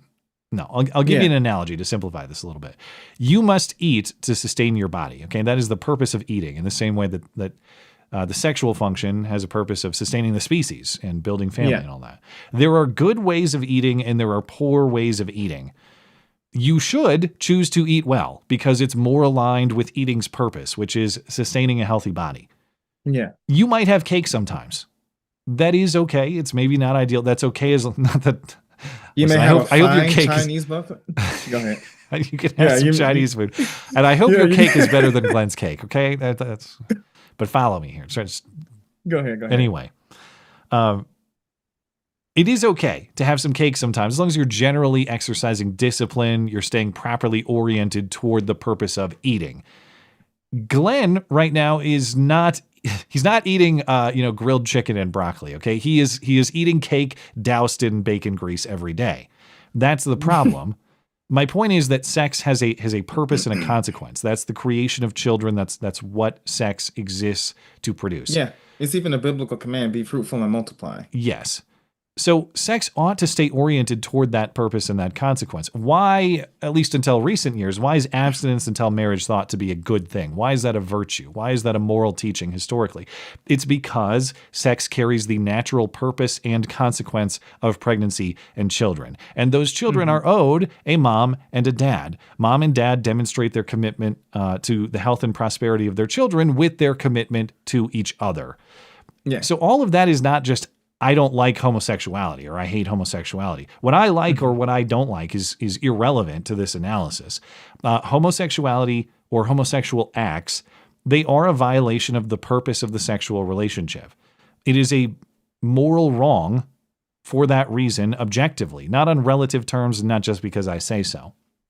Now, as far as the leak being worse than the behavior, I'm not, if that's what happened. I don't agree with, privacy is important, but I don't know that I agree with that analysis either. Neither do I. The question, Drew, you say it's illegal, and it might be. I'm not saying it's not. But as far as I've seen right now, we've seen no demonstration that it is actually illegal because we don't know how it got out. We don't know who released it. We don't know Glenn's role potentially in releasing it or not. Again, I'm not making accusations here. I'm just noting I can't fully accept the premise that it was an illegal act when we have not seen that demonstrated or substantiated. What we do know about Glenn's behavior that we can show, and this is why I would say it's worse than the leak, Glenn Greenwald makes gay porn videos while having the custody of children. He confirmed that this video is only a year or so old. He had the custody of these kids at the time. Glenn, as far as I've seen, still does not deny using drugs. He has said on X, I'm not addicted to the drugs. Okay, but that implies that you consume you drugs. Take them.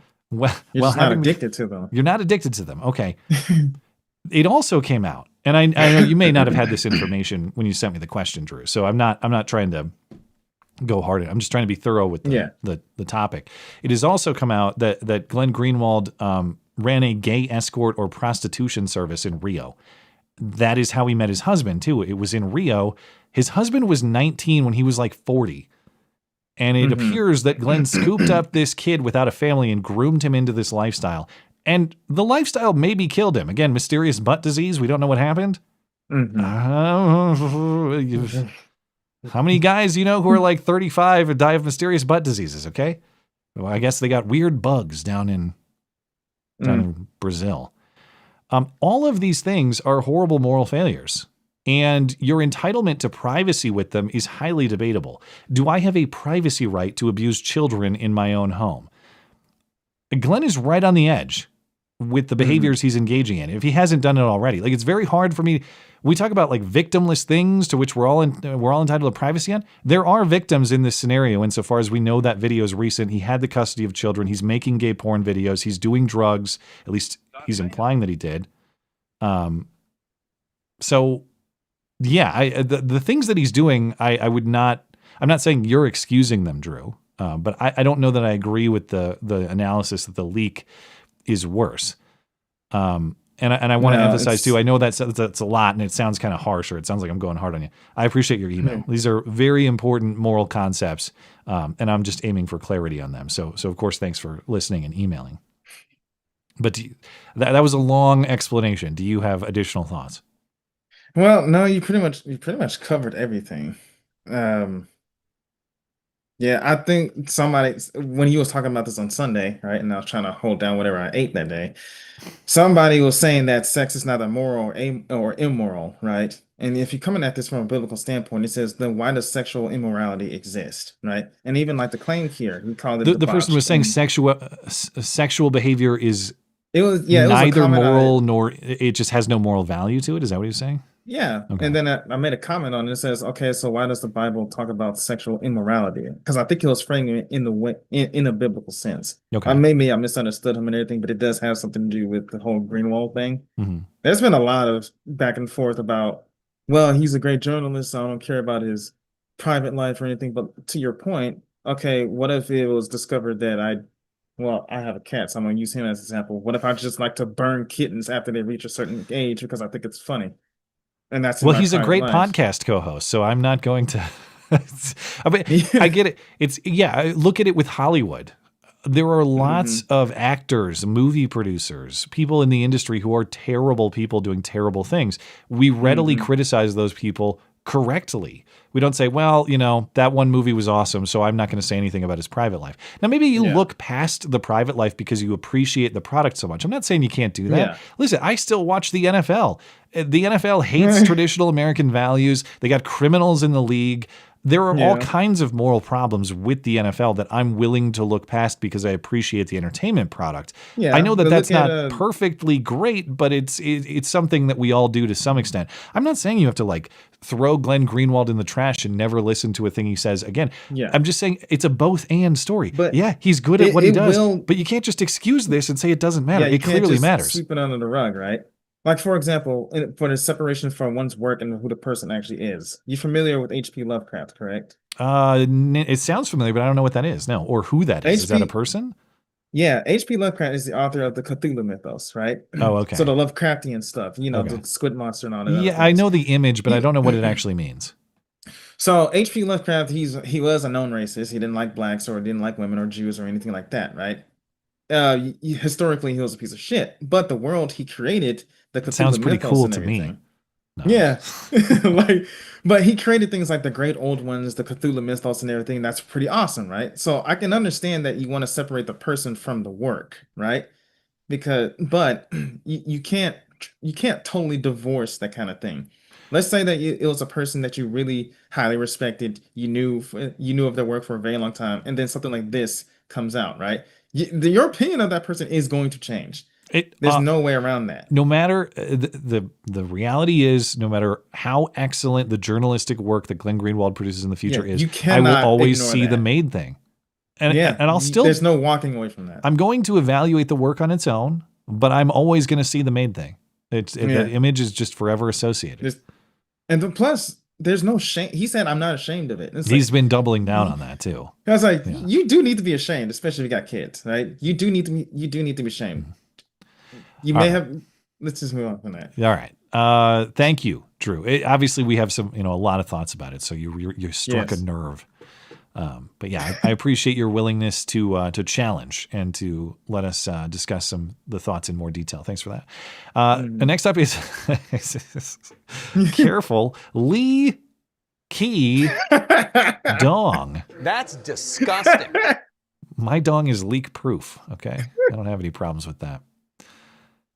Blackstone Franklin 2025, better the 1,000 guilty men go free than Kamala decides the fate of one innocent life. So this is a reference to I don't know if you caught last Wednesday's stream, but Matt Palumbo and I were talking about the death penalty. Yeah. And my perspective has really been evolving on that. I think that I used to oppose totally because I thought that's not a power the government should have. The more I think about it, the government already has life and death power in several different contexts. Why not this one? And so my opinion is changing. And good. I do think that there are good arguments against it. I don't actually think that this argument is a great one. The sort of it's kind of a cliche saying. I'm not taking shots at you, Mr. Leakey. I'm just saying this is a common argument that I myself probably would have raised very recently. So, but as my thought is evolving on this, I'll tell you why I'm not really satisfied with this statement or way of looking at it. Okay. I don't agree with the statement insofar as I think it's a straw man in multiple ways. When applying the death penalty, Kamala is not the decision maker, or no one person is the decision maker. Okay, no, a prosecutor brings charges, a judge oversees the trial, a jury evaluates guilt. Often that jury has to be unanimous in sentencing a convicted person to death. Then there's a very long appeals process to revisit all of that. So this is not like a guy who's crazy sentences you to death. It's just not the way it works. And that's even how it worked in monarchies back then. Yeah, it's a very serious decision. Obviously, we have a lot of safeguards on it, and it's the concept of Kamala decide. Excuse me, I've got burps for some reason, but the concept of Kamala deciding the fate of an innocent life. It's not Kamala, and almost always it's not an innocent life. The people who are sentenced to death are almost always guilty. Yeah. Wrongful executions are effectively never events. There might be some examples. You're welcome to send them to me. I'm not saying they don't exist, but they're not common. And the reason they're not common is because of the procedural safeguards against errors. My problem with this reasoning, if it's wrong for the justice system to impose the death penalty because someone might be innocent, well, why doesn't that logic hold just as validly to a life sentence? You're still taking a person's life in a way. Isn't it better to let 1,000 guilty people go than to wrongly imprison a person for life? I'll ask again, if it's just that the government should not have life and death power, the state should not have life and death power, why do we allow police officers to carry guns? Every police officer has that life and death capability. Even if the police officer is really strong. Like, should police officers be allowed to have knees? Derek Chauvin style. They're all agents of violence, even when the violence is justified, and almost always it is. The point is that the justice system, no matter how as we've created it in our country, but generally, even under different structures like you're talking about, it's the human attempt to implement God's morality. We are imperfect. We do make mistakes, but that doesn't mean we let criminals get away with their wrongdoing. The fundamental question that is changing my mind here is, are there crimes so severe that death is a just penalty? And I believe yes, there are. It's a limited list, but there are. And if the answer is yes, then we pursue justice for those crimes with the appropriate safeguards against mistakes. If you believe no, that death is never a just penalty for any crime, I think those are the arguments that are better against the death penalty than this one. The argument about better to let 1,000 guilty people go free than one person's fate to be decided by an idiot or something. That's the fundamental question. I think that's really where this debate has to be hashed out. Is death a just penalty for some crimes or not? And that's where I'd like to have the argument. And that's where my mind is changing a little bit. You have thoughts on that? Yeah. Well, I am for the death penalty, right? I'm not one of those crazy people that, oh, he did something wrong, so he should die, right? It has to be something severe. How severe, I don't really know. Let's say that the person just, I don't know, decapitated 80 people. Yeah, that kind of deserves a death penalty. For me, because I had this kind of an argument with an online buddy of mine, right? At what point do you, well, let me back up just a little bit. It was about God, right? And how he punished Sodom and Gomorrah, right? And she was upset and says, well, God killed all these people and there could have been innocent people among them. And it says that may be true, right? But the overall wickedness and how long God has been patient with these people, he finally had enough. And so, yeah, there may have been some innocent people here and there, but would you allow a city like that to continue to basically delve in wickedness for a few innocent people, or would you just cleanse it, right? So, for example, if you have a person who is guilty of murder and they refuse to change their way and they're just going to keep killing or keep murdering people over and over and over, and they just won't repent or anything like that, I think that at that point the death penalty is justified because he's not going to change and more lives are going to be lost. You're actually doing the world a favor by taking him out. Does that make sense? Yeah, I guess the counter would be, why not maximum prison for life? No possibility of parole. Why don't you just lock him up forever? Okay, well, taxpayers will have to pay for his care for one point, right? Unless you granted me like life of hard labor, or we'll just work him to death. Bring back labor. Yeah, they have to provide. That, I promise you, that will solve a lot of problems if we just make people work. Yeah, hard labor, 12 hours a day with nothing but stale bread and water. There's been some cost analysis done. I think the death penalty doesn't actually end up creating savings because of all like the long term. Long terms they spend in prison anyway, and the appeals process and all the costs of that. I don't know. I don't know if it's. Of course, to me, costs are secondary to the question of justice. Like, we're not trying to save money by killing people. That's not the reason you're doing it. You're doing it because it is a just punishment for the crime. And it's also served as a major deterrence, right? I don't know. I don't know if that's statistically true or not, but you probably favor public executions. Yeah, make a show of it.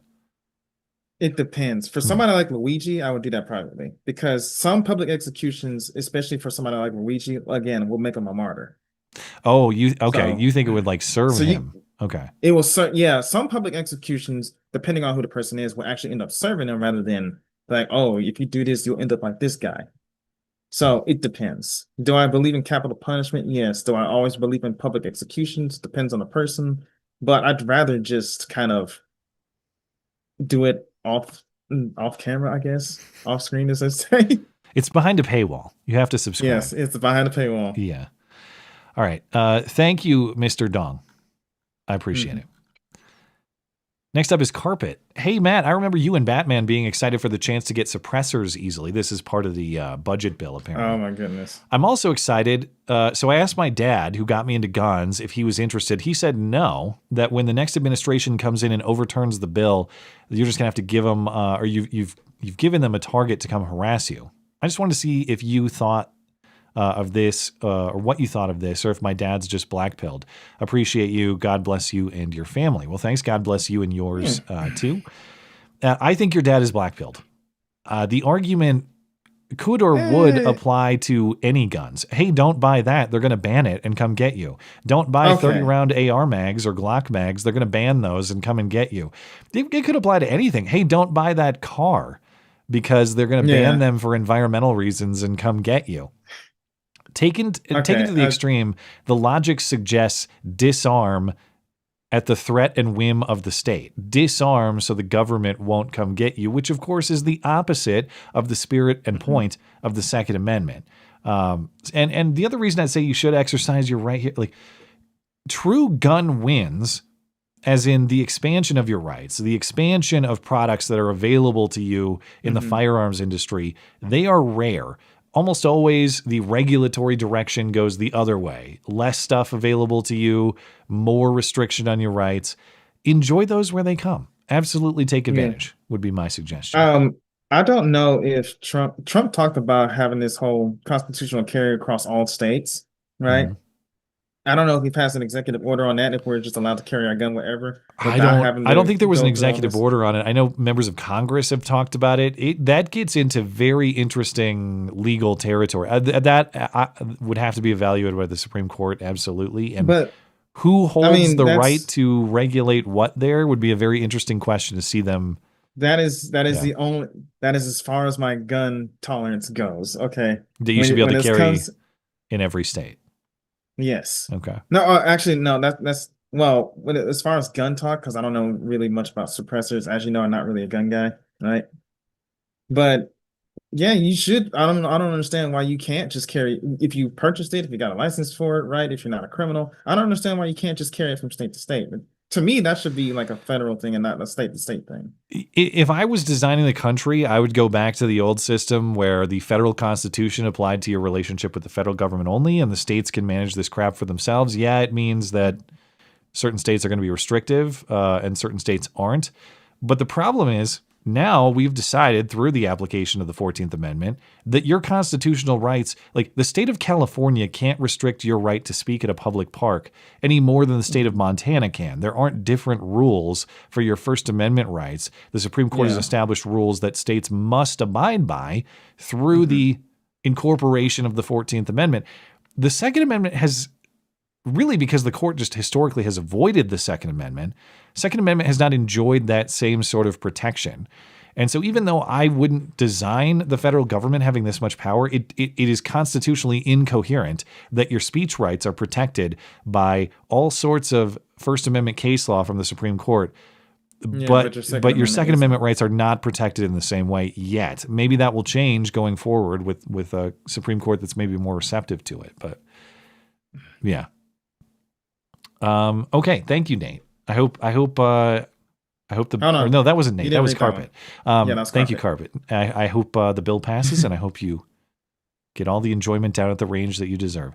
Nate says, "Hey Matt, related to the Glenn Greenwald Trump personal versus political debate. This is a question that's going to be, I think you'll have some thoughts on, because I don't know the historical context for this. It's not really about Glenn.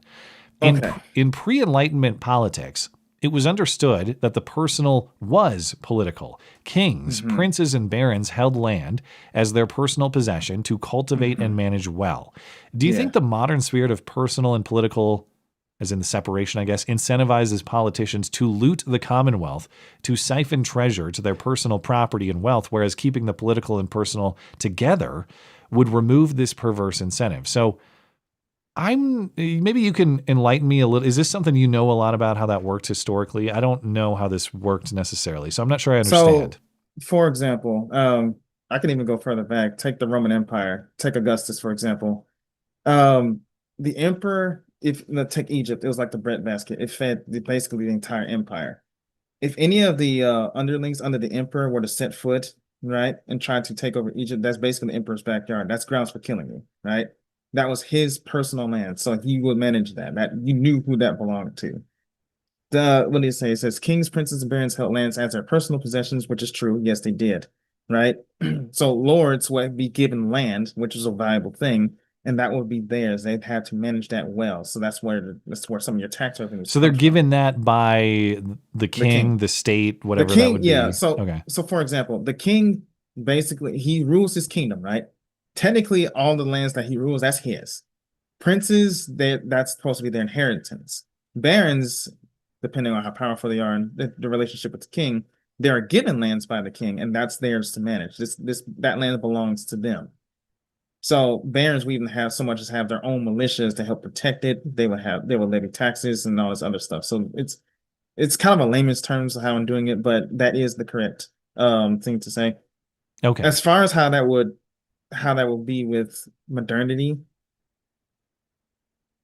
like instead of a congressional salary, you get something in DC that you have to manage, and if you don't, then technically they're already supposed to manage it. It just doesn't necessarily belong to them. I don't see that working. Like I guess I'm trying to think of a modern equivalent. Like they would be, instead of them going out and buying their own apartment in DC or renting, acquiring. They would be given some sort of property that is not theirs, but it is the property of, say, Congress or something, and they have to manage it as a term of their membership in Congress, and if they suck at managing it, it's damaging to their reputation as a politician. Is that sort of how that would work? Sort of. Because how it works now is that their personal is separated from their political, as we've seen with the Greenwald and Trump, right?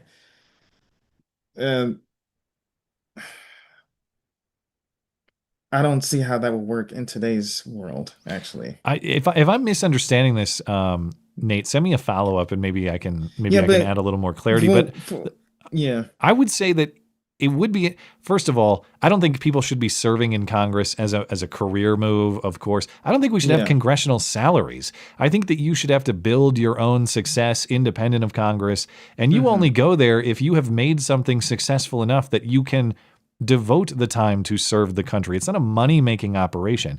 So if instead of a salary, cash compensation that these people got, Instead, they were provided with like their own little farm corner of DC that they had to manage, and that we could watch. It would be interesting to watch as a citizen. Like, wow, look at Congressman A's farm is really crushing Congressman B's. Like, if you could compare, I don't know. I want to see Jasmine Crockett's farm, is what I'm saying. I want to see how that's managed, or AOC's farm. Anyway, I don't know. I don't even know if that's the right way of thinking about this, but watching them have to manage something well would be an indicator of their right to govern over us, I suppose, or the wisdom of having them govern over us. But at the same time, though, if you want to frame it in a monarchy sense, right? Barons, like I said before, they have their own armed men. So if you give ownership, say like AOC, and she was granted, if we're going to do it like that, and she was granted her own type of militia, I don't think that will work well in our current system. Look at that big ass. Look at that big juicy booty. I think she'd keep those men happy. All right. If I totally missed your point, Nate, please follow up. I feel like maybe I didn't fully understand, but it would be interesting to figure out how that works. That also ties into religion. So, for example, let's say that everybody loves to claim that they're Christian, even though they're fucking not. But let's say that this has been an ongoing topic. Should Christians get involved with politics? That's been an ongoing debate. Because as Christians, real Christians who don't just use it as a skin suit, right? Our religious beliefs do shape our politics, right? Of course, yeah. If you're a Christian voter, you vote based off your religious beliefs. And that's how you're going to vote. That does influence your politics. So, what would the argument be for not getting involved in politics, or not? As in, like, not even voting, not running for office, but not even participating in politics at all.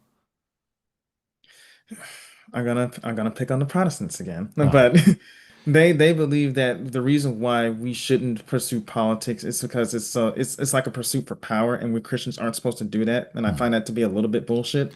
But that's the problem of there exists a lever of power, and it's noble not to want to switch it because you don't want to exercise power over others. However, some jackass is coming to flip that switch. So you better get control of that lever before they do. That's the unfortunate reality. And the question would be, which one would be better? Would it be better for a Christian to seek power and try to shape the country via Christian ethics and teachings of Christ? Or some jackasses we got, and especially in our government right now, who tries to come after your kids and say that that's a trans kid right there. Your daughter is actually your son now.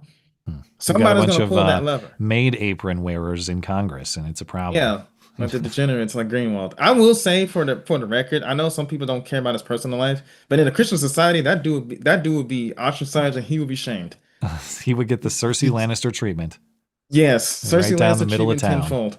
Right. Crawl on your knees on the gravel, on the cobblestone, repent, mockery. All that. The whole works. Thanks for the emails. As a reminder, if you'd like to send a thought or a question for consideration on the stream, head on over to the contact page of my website, click the MC Live questions box, or send it through that box. That's how we receive them. So appreciate it, guys. Okay, it's time to catch up on Superchats, and we will call it a night after that. So what do we got? Let me refresh over on YouTube and Tippy. Bob Terwilliger. Always great seeing Frank. Frank, how good was Metallica? I'm sorry I couldn't ask him for you, but you could probably email him. I'm sure he'll tell you. I saw them in New York opening with Creeping Death, For Whom the Bell Tolls. Chills, man. Chills. I didn't know Frank was like I guess he and I, we don't talk music, so I don't know what his taste is. I didn't know he was a metal Metallica guy. But that's cool. I'm glad he had a good time, and I'm glad you did as well, Bob. That's Bob Terwilliger is Sideshow Bob. But this do you have any favorite type of genres you listen to? I don't know. Like, I'm so out of new music, at least, because every musical artist I used to appreciate has become a political messenger for nonsense. Just like vote for Kamala stuff. Yeah. So when I listen to music, I really just turn on like I have Apple Music or whatever on my phone. Mm-hmm. I let it run with recommendations, and so I don't really like consume albums anymore. I don't follow a particular artist, or my enthusiasm for music in that way is just It's not what it was when I was 20. You know, I don't follow closely anymore.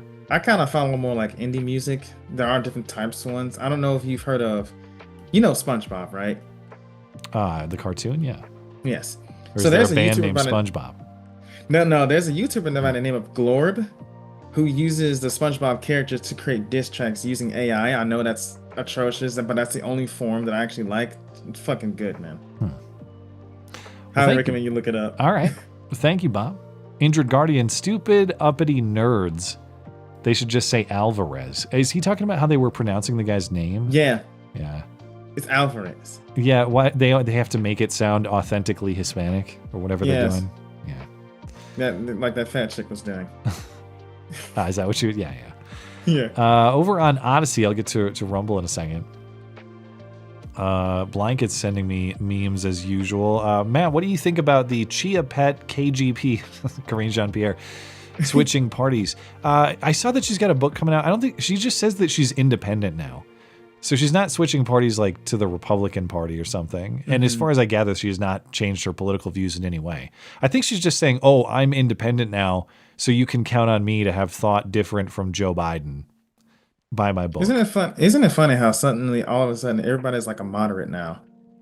Well, Gavin Newsom was trying to look like a moderate now. The lady you had last Sunday, I forgot. I promised, and I was gonna be nice. So I'm not gonna. It's possible. I'll talk to you about it offline. But if you want to have a segment with Kyla, I can arrange that. God damn, dude! Right now I'm kind of going through. I've listened to her debate Jim Bob and then Andrew Wilson. And right now, I'm listening to the recording between her and Jay Dyer. She's basically the female Destiny. It's fucking insane. She thinks she's smart. Now, look, I'm not a master debater by any chance. Careful. Right? That sounded really bad. But only when you're looking at Fang Fang. Look, man. Once you hit the Asian buffet, it's hard to get off. Yeah. But anyway. Okay, so you're evaluating the debates. You said. Yes. She's the type. She's very disingenuous. First of all, she is not a Christian. She will say that she's Christian, but she's not. She's a heretic. How dare you? I don't care. She's fucking hard. But I think it would be fun. Like if you guys want to have a little, I don't know. I think she would agree to that. She's looking for people to debate, and you could even debate her on her own stream. She has her own Discord. What did she say? It was like on a Wednesday or something. I can't remember what day she's doing it, but if you want to. The only thing I don't want to do is just like attack people without their, their ability to defend herself. So, no, that's fair. I'm not a debater by any means. Until you start, there's an opportunity. Until I start. Yeah. So, but at the same time, it will be interesting. It will be fun. Let's talk about it offline, and maybe we can arrange because I know that she's open to doing some audience participation stuff. So maybe we can do some of that. Okay. Anyway, back to the point. I don't buy Corinne Jean-Pierre or anybody suddenly having like a political realignment when they're trying to sell you a book. Don't try to sell me a book. Tell me why your mind has changed. And she, as far as I've heard in her video description, she didn't really say that. She's just like, don't worry, I'm not a Democrat anymore. Buy my book. No one's buying your damn book. Jake Tappers is going to be more successful. Go ahead. Oh, I was going to move on to the next one. Yeah, go ahead. Okay, Matt, what do you think about the show King of the Hill? It was very hit or miss for me. Top tier, it was excellent. But then there were too many episodes that followed the format of like Bobby takes up a feminine hobby and Hank goes, whoa! And that was pretty much it. Every time I watch King, I just fucking love that show. I grew up with that show. It is a good show, but I would rank it decisively below The Simpsons and Family Guy. That's fair, and I agree with you there, right? But it holds a very special place in my heart. I just fucking love that show. When it was at its top, the episodes that are good are memorable. And that's where the emphasis on the H comes. I'll tell you what. Oh, yeah. He always says that. What? Yeah, that's right. Tulsi can be pretty base, says Blankets. I am not a Tulsi believer. I don't know. I just don't know. I think that Tulsi saw an opportunity. I view her as more of an opportunist than like a philosophically sound person, which is kind of rich coming from someone who's generally supported Trump. Trump is not a philosophically sound person. So No. I don't hate Tulsi. All right. She's better. She's far better than most Democrats. I think that like she saw an opportunity and pursued it. Yeah. I don't think she had a philosophical awakening on a lot of things. No, and that's totally fair, and I even agree with you with that, right? That does not mean I'm going to stop simping for her, though. All right? Oh, man, Massive that gray simp for streak this in guy. that hair. That gray skunk woman. It really... Tulsi Gabbard. Yeah, that Pepe Le Pew bait right there. Anyway. Okay, thank you, Blankets. Heading on over to Rumble. All right. GR. I got a long list from GR here, so I'm just going to go through these in sequence. All right. Hey, hold on. Kaniga. My Kanigas. How are you today? Did you guys get a chance to view my recommendations, the anime and the trash TV? If not, which ones have you caught recently? I didn't see any in my inbox, so if you sent them, they must have gone to the wrong place. And no, I have not, actually. I've been meaning to do that, but I was out of town this past weekend. He says, you're supposed to shoot people with a gun? I've been shooting everybody with my Pepino. This is about to cost me way more than my unlimited ammo. Yeah, R.I.P. the guy in Baltimore who shot people with guns. I shot someone with a gun. GR says, I really doubt Eric Gaswell's father is a little beta bitch like him. Remember that Feinstein's driver was also a noodle spy. Yeah, deep Chinese involvement. GR says, Josh, remember that being a white man comes with a bunch of white male privilege. They can only benefit from being white men. Cannot believe Josh's mind is blown when I was... Cannot believe Josh's mind blown by the wish I was gay relationship. Oh, like she's just... I see. I thought you were saying you wish you were gay. No, it's the wish I was gay. The woman like wants to be a man for, I guess, power reasons or something. Who knows? Is what he's saying. You're still confused, yeah. All right. That angle just makes no sense. Just be a woman, right? Because you guys are always talking about how magnificent and wonderful you are. So I call you a bitch and then you fall apart. But yeah. GR says, I wouldn't call it an expansion of your rights, more the restoration of your rights. I think that's fair. What I mean is like the expansion of the way they exist under the law. But when you're framing it in the way they exist naturally, yeah, I agree with you. You're implying there are new rights granted to us when they've been taken away and returned to us. Yeah, I would agree with that framing. You know, it's kind of in the moment description. But yeah, what I mean is like what is legally available to you is expanded, whether that is morally right or not. On the moral point, I take your point in full. He says, don't mind Christians in politics, but Muslims should be banned from everything political by automatic death sentence. Okay. That alleged journo should be sentenced too. Look, this is our crusade against the infidels, right? How many crusades have we had so far? 4. This will be our 5th one. It's been a long time, right? It's been a long time, right? It's time to reclaim what is rightfully ours. All right. Dangerous Space is our friendly call screener. Oh, for fuck's sake. Stop putting the stupid accent on things like Latino names or country names. I can't be the only one who gets fucking frustrated every time people do that. Seriously, just stop. It really is annoying. I can't even imitate it. I don't know how you do that accent. So I don't know how you do it either. Just say Alvarez. Yeah. There's nothing wrong. They say Alvarez. But just, I get it. You're Hispanic. Go home. Right? Catapult when you're done shooting John Redcorn, get the hell out of here. I know. All right. Dangerous Spaces says, what the fuck are they talking about, Mr. Swalwell? This guy has his head so far up his own ass. Or what are you talking about, Mr. Swalwell? This guy has his head up so far up his own ass, it's impossible to tell if he's farting or speaking. Mr. Bold without the bull is so fucking cringe. That's right. That was his campaign slogan. We're going to be bold without the bull. Don't you remember that one? No. See, half the people we talk about take Cory Booker. You know, he's only become relevant when he does something incredibly idiotic. I forget these people.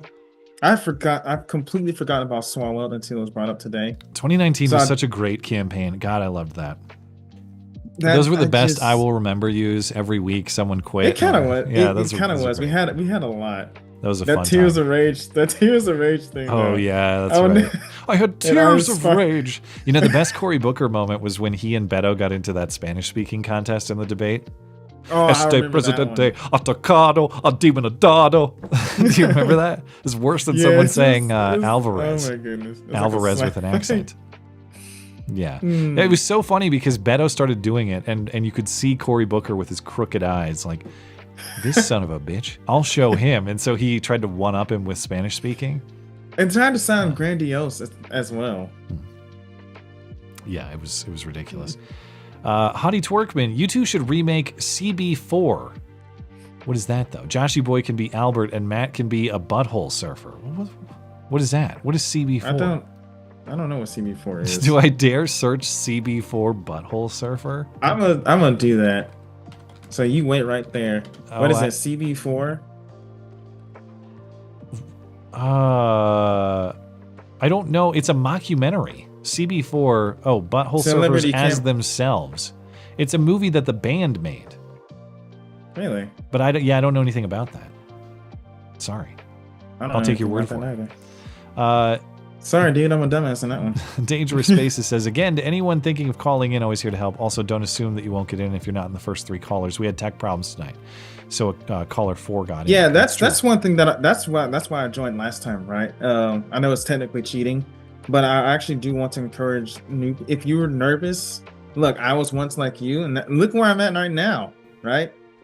Every time I co-host with Matt, I get roasted in the comment section or whatever, right? You're fired. I mean, but You had a we good genuinely love to hear people's thoughts.